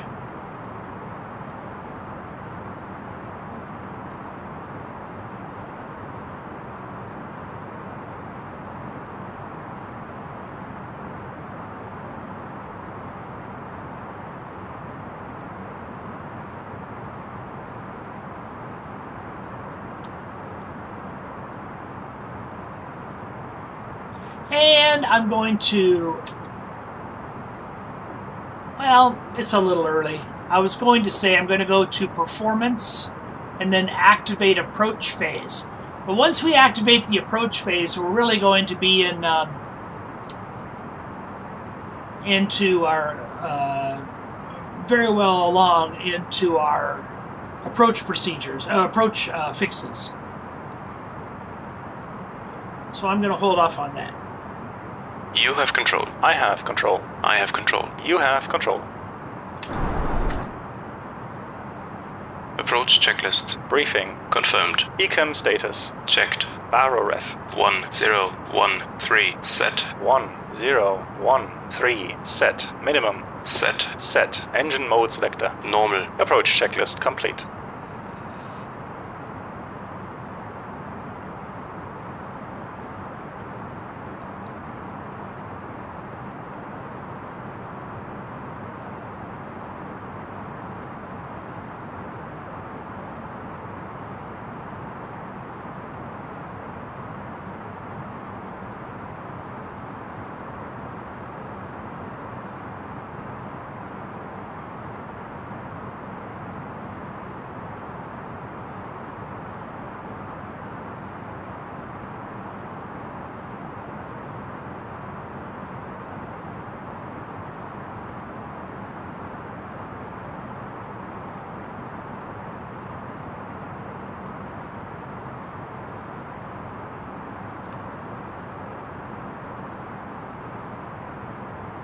You can see our wind at 284 at 55 knots. So if the wind would have stayed the same at the ground, our choice of runway 29 would probably be pretty good. Just because we are at 12,000 feet doesn't mean that the wind will stay the same. By the way, we are below our transition altitude, so we'll switch over to local altimeter setting. 1004 set. 1004 set. Passing 1100. Now. Check.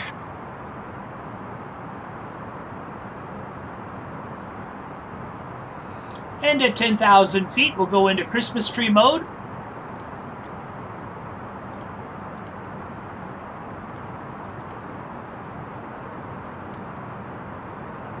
We'll ding the cabin crew.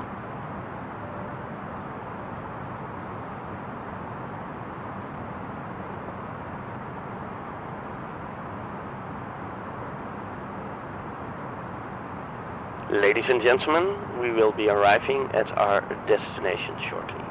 If you are making a connection with another flight, please contact our customer service agent meeting this flight or watch the video monitors inside the terminal for connecting a gate information. For your continued flight safety, flight attendants will now walk through the cabin to secure it for landing. We will collect any off-service items, newspapers and any other items you wish to discard or may not be taking off the aircraft with you. You are also requested to turn off all electronic devices. Stow these devices with your hand luggage, please. Please be careful when you open the overhead bins, as items may have shifted during our flight. Please stow your tray tables and return your seats to their upright positions. And check the security of your seatbelts. We will be landing shortly. Thank you for your cooperation. Kansas City Center Allegiant 43 is out of 9,000 feet for 5,000 feet. Allegiant 43 Kansas City Center continue to TYRSH as planned. QNH 29.85. Pressure's getting higher. Higher pressure means better weather, usually.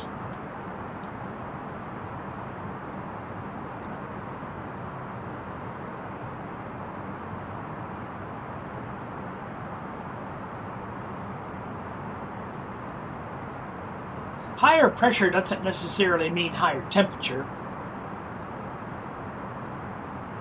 You can have a high pressure day on a cold day, a very cold day, but high pressure tends to stay in the area longer than low pressure does. You've heard the term cyclone before. Air masses surrounding a low move in a cyclonic direction, and air masses circling a high move in an anti-cyclonic direction. I think, if I'm remembering correctly, anti-cyclonic is clockwise and cyclonic is counterclockwise. But when you go from a high to a low, you can expect a change in wind direction.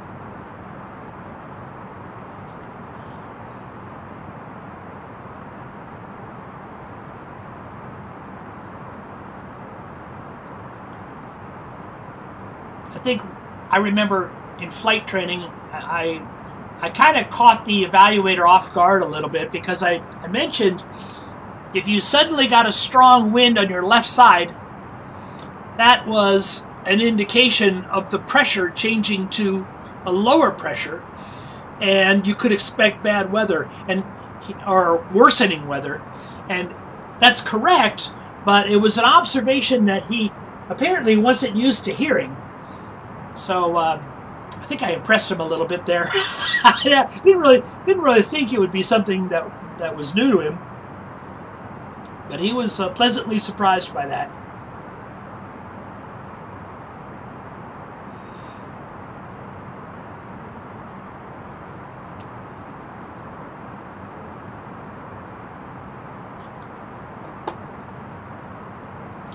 Below 10,000 feet, we have in the aviation business what's called a sterile cockpit. Shouldn't have any non-aviation related conversations below 10,000 feet. But if you're curious about our progress, there's St. Louis, and here we are. There was Taylorville. You remember we went by Taylorville. There's Decatur, and we were looking at Springfield in the distance.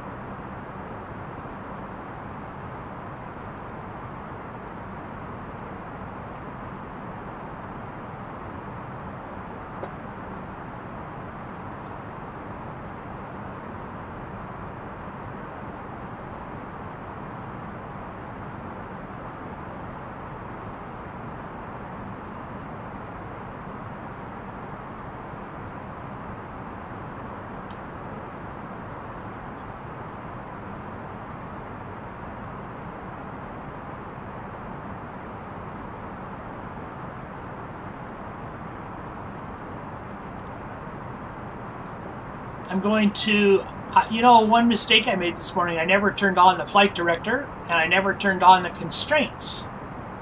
Constraints are these little magenta numbers, and the airplane won't fly below those numbers when you have the constraints set up. So those are part of the approach procedure. And the flight director, of course, lets us know how the airplane is being controlled. Also gives us the crosshairs if we were to take manual control.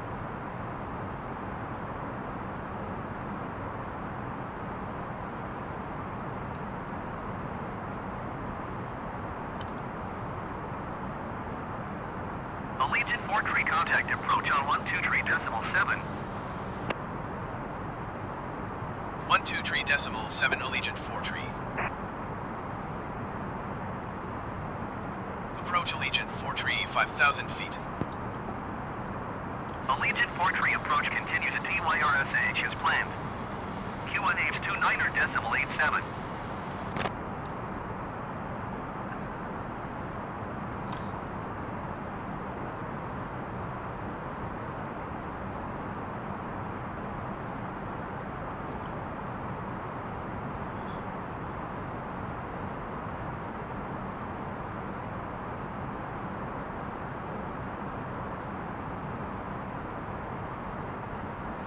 Notice how the airplane, when we descended below 10,000 feet, the airplane automatically put our speed at 250 because the airplane knows that the speed limit below 10,000 feet is 250 knots. So we're doing the best speed we can for the altitude we're at. Our ground speed is 237 miles I believe it's knots, not miles an hour. What are we, in a Ferrari?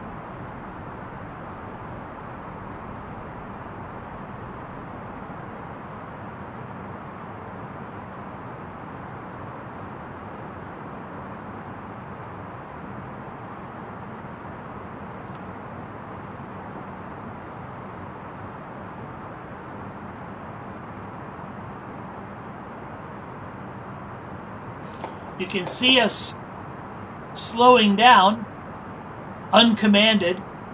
I haven't moved the thrust levers. They're right where they have been the whole time. They're actually in the climb position, you can see. But we have the auto thrust turned on. And the flight management computer is slowing our speed. We're actually within the range of the first notch of flaps, if we wanted to go to flaps 1 at this point. Most air traffic controllers in the real world will want you to keep your speed up for spacing. Sometimes they'll give you a specific speed to fly. Right now we're letting the computer handle that speed, but we could roll this dial around and select a particular speed if we wanted to. The yellow range is sort of a cautionary range. Want to keep your speed above stall speed, of course. 12 miles to Tiersch. I'm going to call that Tiersch.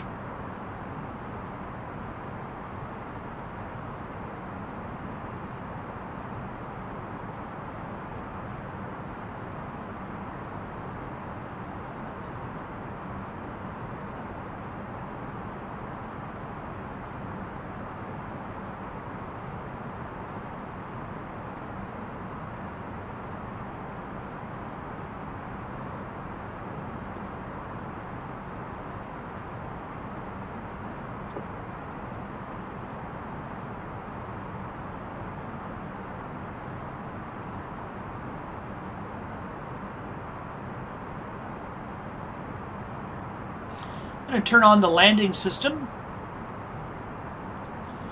And in the real airplane, you would also turn on the landing system here on the standby attitude indicator. I don't believe it works. Nope, it's not working. But you would get the landing horizontal and vertical bars on the secondary or secondary attitude indicator, just as we have received them here. This doesn't always happen, but most likely the first, we're coming in on an ILS approach, the first indication you would get would be to pick up the localizer, magenta diamond that travels along this horizontal axis. And then after you've locked into that, LOC, lock into the horizontal guidance, left and right guidance. Then you would, the magenta diamond would flow down and you would lock into the glide slope or the up and down, lateral or up and down guidance. Lateral is actually, it's another word for horizontal.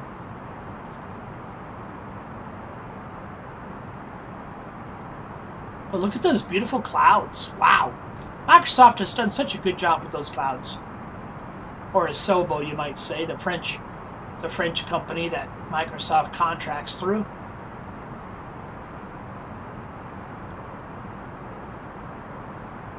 Yeah, the French know how to make clouds. That and crullers and croissants. All the best food. I always notice, French toast is better than regular toast. Crullers are the most picky donut to make. They're the most demanded, perfect temperatures, perfect everything, but they are usually the best. So, well, we're getting our glide slope now. I'm going to put in my approach button, and I'm going to grab that glide slope if it locks on before our localizer, before our localizer.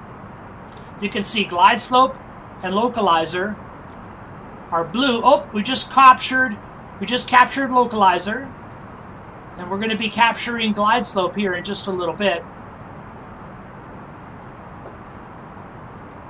Flaps 1. Speed checked. Flaps 1. Notice our high, or our never exceed speed has dropped massively with the first entry of flaps.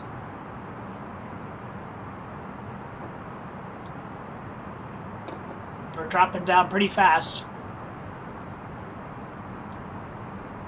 I'm going to try to turn on the second autopilot. Nope, didn't work. Sometimes you can have dual autopilots on. Allegiant 43, descend and maintain 3,500 feet.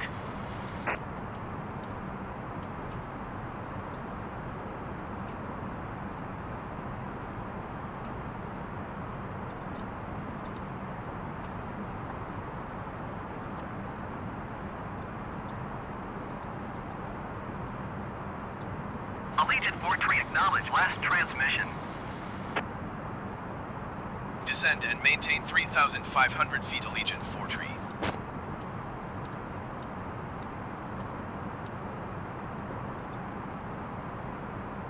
Flaps 2. Speed checked.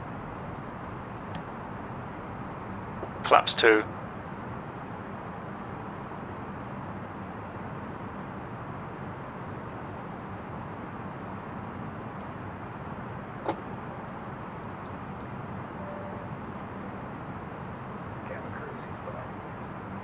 Gear down.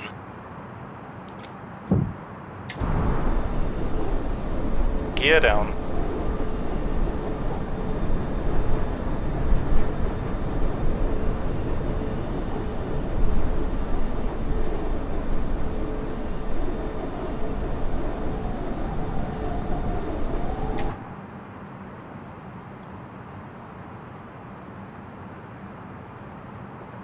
Flaps 3. Speed checked. Allegiant Flaps 3. 13 miles southeast of St. Louis. Contact tower on 132.475 when inbound. Flaps full. Speed checked. Tower on Flaps full. 132.475, Allegiant 43. Cabin crew, be seated for landing. Tower Allegiant 43, 12 miles southeast inbound ILS runway 30 right approach. Allegiant 43 Tower. Cleared ILS runway 30 right approach. QNH 29.86 when 24187.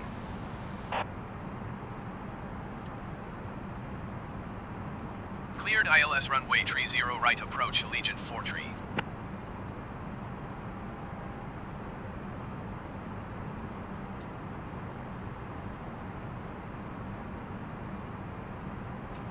Oh, a couple things I've forgotten. Actually,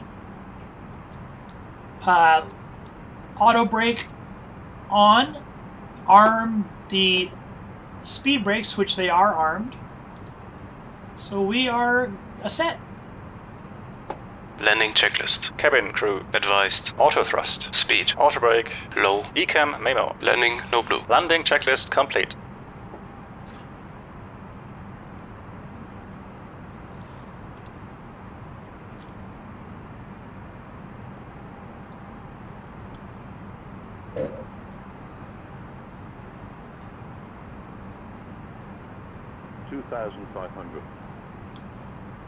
Most 2,500. Our radio altimeter has come in. We have an altimeter that is based on radio signals that point straight underneath the airplane, and it's telling us we're 2,500 feet above the ground. And our decision height in the United States, most all procedures have a decision height of 200 feet above the ground, and that's our height at which, if we have the runway landing environment in sight, and there are a number of factors that determine that, how far down the runway you can see, what kind of lights that you see, and if you have that landing environment, then you can continue the land. If you don't have it, then you need to execute a go-round, and that decision is made at, not coincidentally, decision height. So we'll be looking for that. It's not decision 200 feet MSL mean sea level. It's 200 feet AGL, above ground level. So of course that depends on the altitude of the airport. I think here in St. Louis we're probably about 200 or 300 feet above. Might be higher than that. Might be more like 600 feet above. Actually, I can tell we're. Well, I can't tell, but we're 1,000 feet above sea level, I'm sure. Am I rambling? Yes. What happened to sterile cockpit, Brad? Yeah, keep a sterile cockpit. Allegiant 43 cleared to land runway 30 right. Wind 251 at 14.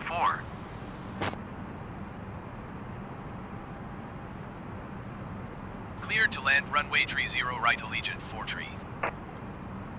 Okay, I'm going to be ready on the thrust reversers.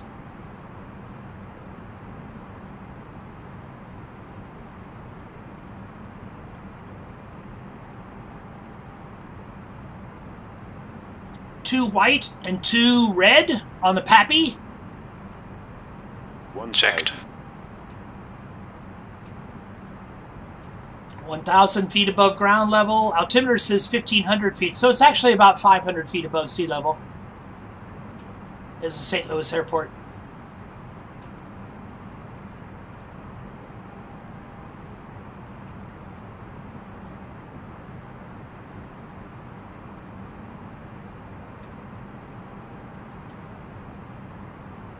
White over red. What is white over red? White is high as a kite. Red is your dead. So you don't want to be too much white or too much red. Tower generic Alpha Charlie Oscar 2207 ready to go runway 30 right IFR to Kilo Foxtrot Oscar Delta. Generic Alpha Charlie Oscar 2207 hold short runway 30 right. Traffic is Airbus A20 in on final. 300. There you can see the airport beacon ahead on the right. Hold short runway 30 right generic 207. 100. 50, 40, 30, 20, 10, retard. 10. 10. Oh my goodness. Was that a landing or was that a circus show? Oh my goodness. That is a landing that I don't want to repeat. Okay, let's get up here and turn on the APU. 1, 2, 3. The APU on. Exit runway when able. Let's get off the runway. Hopefully not too many people witnessed that.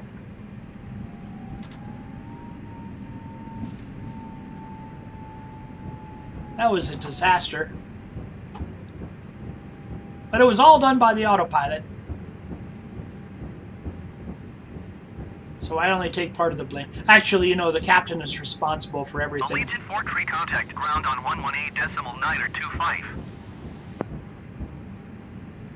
Generic Alpha Charlie Oscar 2207 cleared for takeoff runway 30 right. Going to 118.925 Allegiant 4-3. We'll turn off the landing lights. We'll turn off the strobes.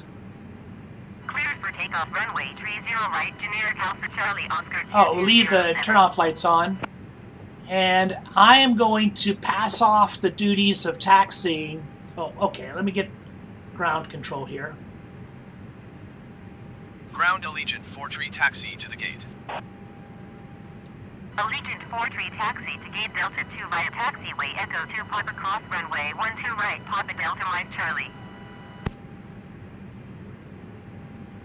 Taxiing to gate Delta 2 via taxiway Echo 2 Papa Cross runway 12 right, Papa Delta Mike Charlie, Allegiant 4-3. That's way too confusing at this big airport, so I'm going to hand over taxiing to the Microsoft Autopilot.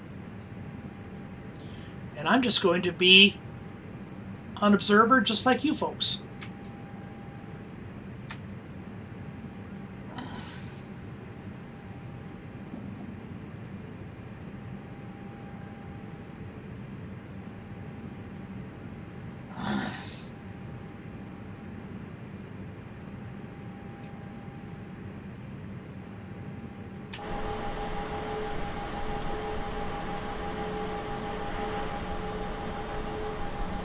Clean up the airplane.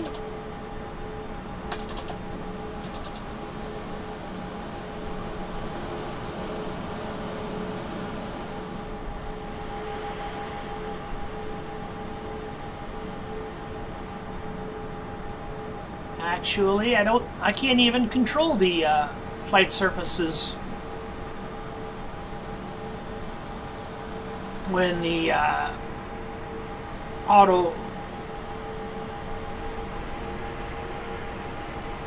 when he's taxiing.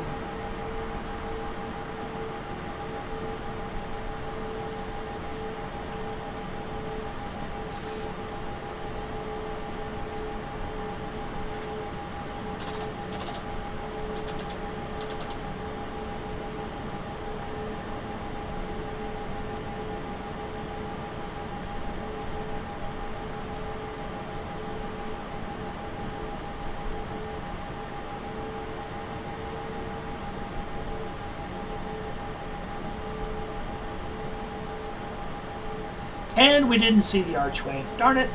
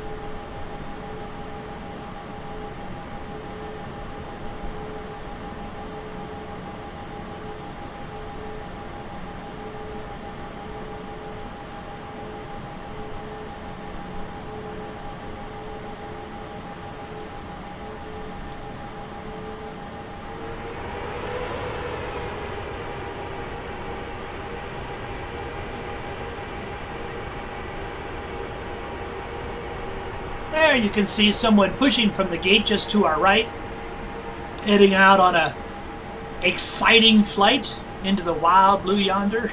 Ha! Aviation is a blessing to me. I don't mean to use the word blessing, but aren't you very happy that you live in a world with aviation?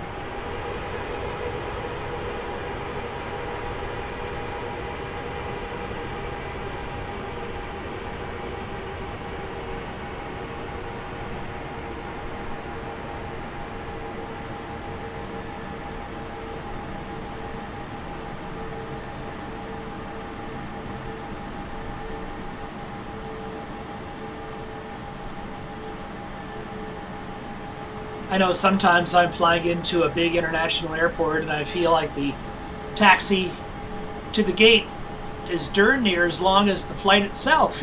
My goodness, we didn't even need to take off. We could just taxi to our destination as long as the taxi takes.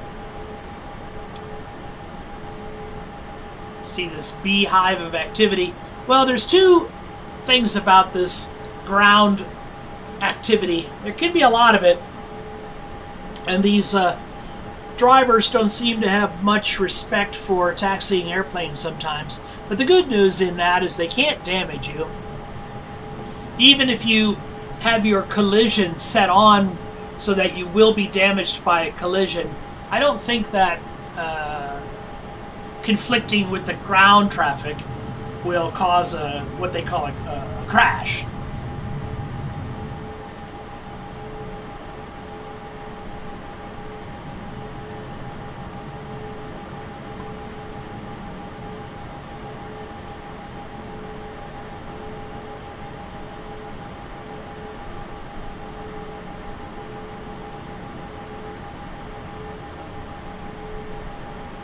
I believe on the real aircraft, when you're steering by the ground tiller, which is a small steering wheel that's located at the pilot's left knee, above a certain speed you steer with the rudder, below a certain speed you would steer with the ground tiller.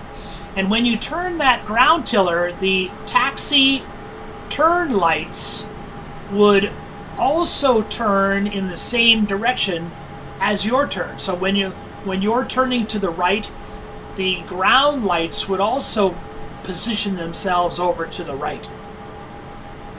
I believe if you fly an Airbus airplane on X-plane, that's better modeled. You get a better representation of that. Here in Microsoft, the taxi lights just remain in the forward position.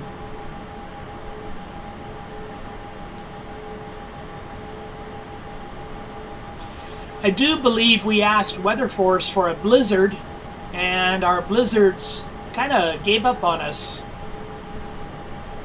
Did you notice that as we were getting closer to St. Louis, the air pressure, the pressure setting got higher and higher, indicating a better and better weather? So we were basically flying out of that low pressure system and flying into better weather. Thank you, St. Louis.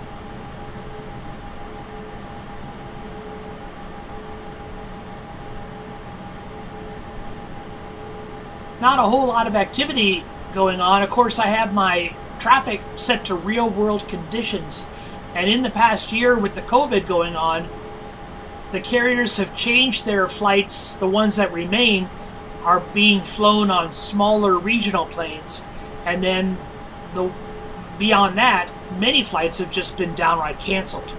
So airports are a lot quieter than they were a year ago.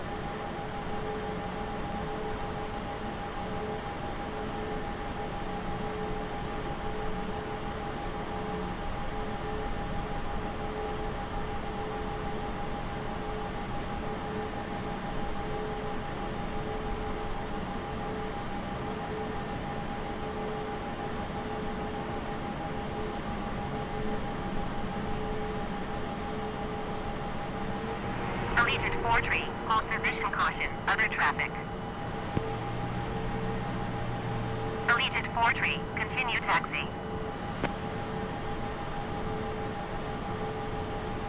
This is an interesting jet bridge location. I'm not fully confident that that jet bridge will attach. We'll check it out. We'll try. We could have an interesting little show here with that jet bridge. 4-3, did you hear my last transmission?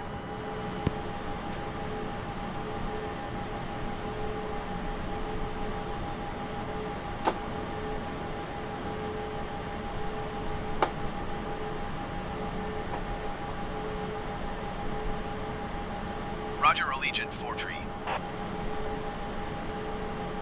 Okay, I've taken control of the airplane. Let's hop back aboard.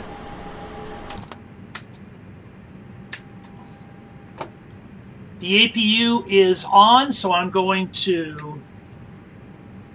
Oh, now this is kind of strange because that jet bridge is in our airplane, I can't actually see my throttle quadrant, but I'm going to cut the engines. You can't see me cut the engines because that jet bridge is in the way.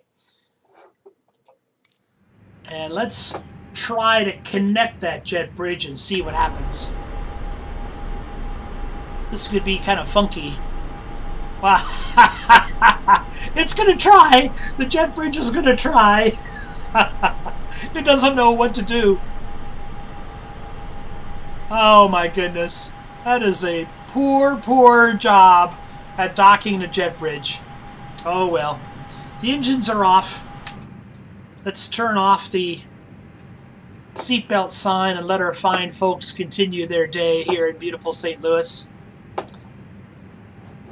Oh, I've lost my mouse cursor somewhere. Oh, there it is. Seatbelt sign is off. Continue. Ladies and gentlemen, for your safety and the safety of those around you, please remain seated with your seatbelt fastened and keep the aisles and exits clear until the seatbelt signs are turned off.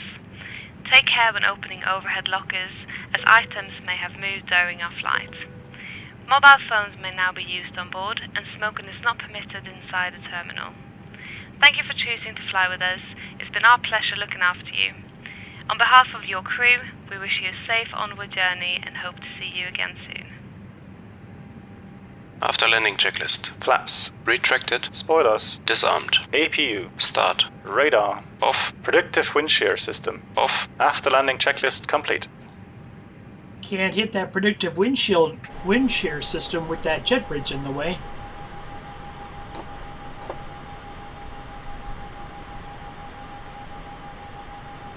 Parking checklist. APU bleed. On. Engines. Off. Seatbelts. Off. Exterior lights. Set. Fuel pumps. Off. Parking brake and chocks. On and in. Parking checklist complete.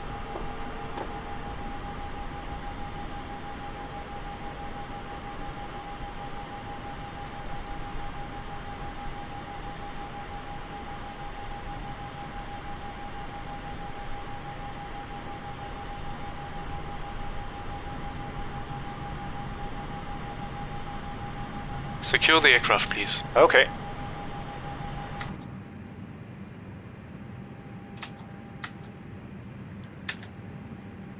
Get some of these lights turned off. Beacon off. Wing light off. Nav light off.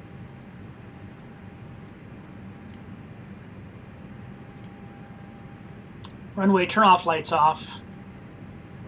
Securing the aircraft checklist. ADRs. Off. Oxygen. Off. APU bleed. Off. Emergency exit light. Off. Signs. Off. APU and battery. Off. Securing the aircraft checklist complete. ADR off. Emergency exit off. Seatbelt.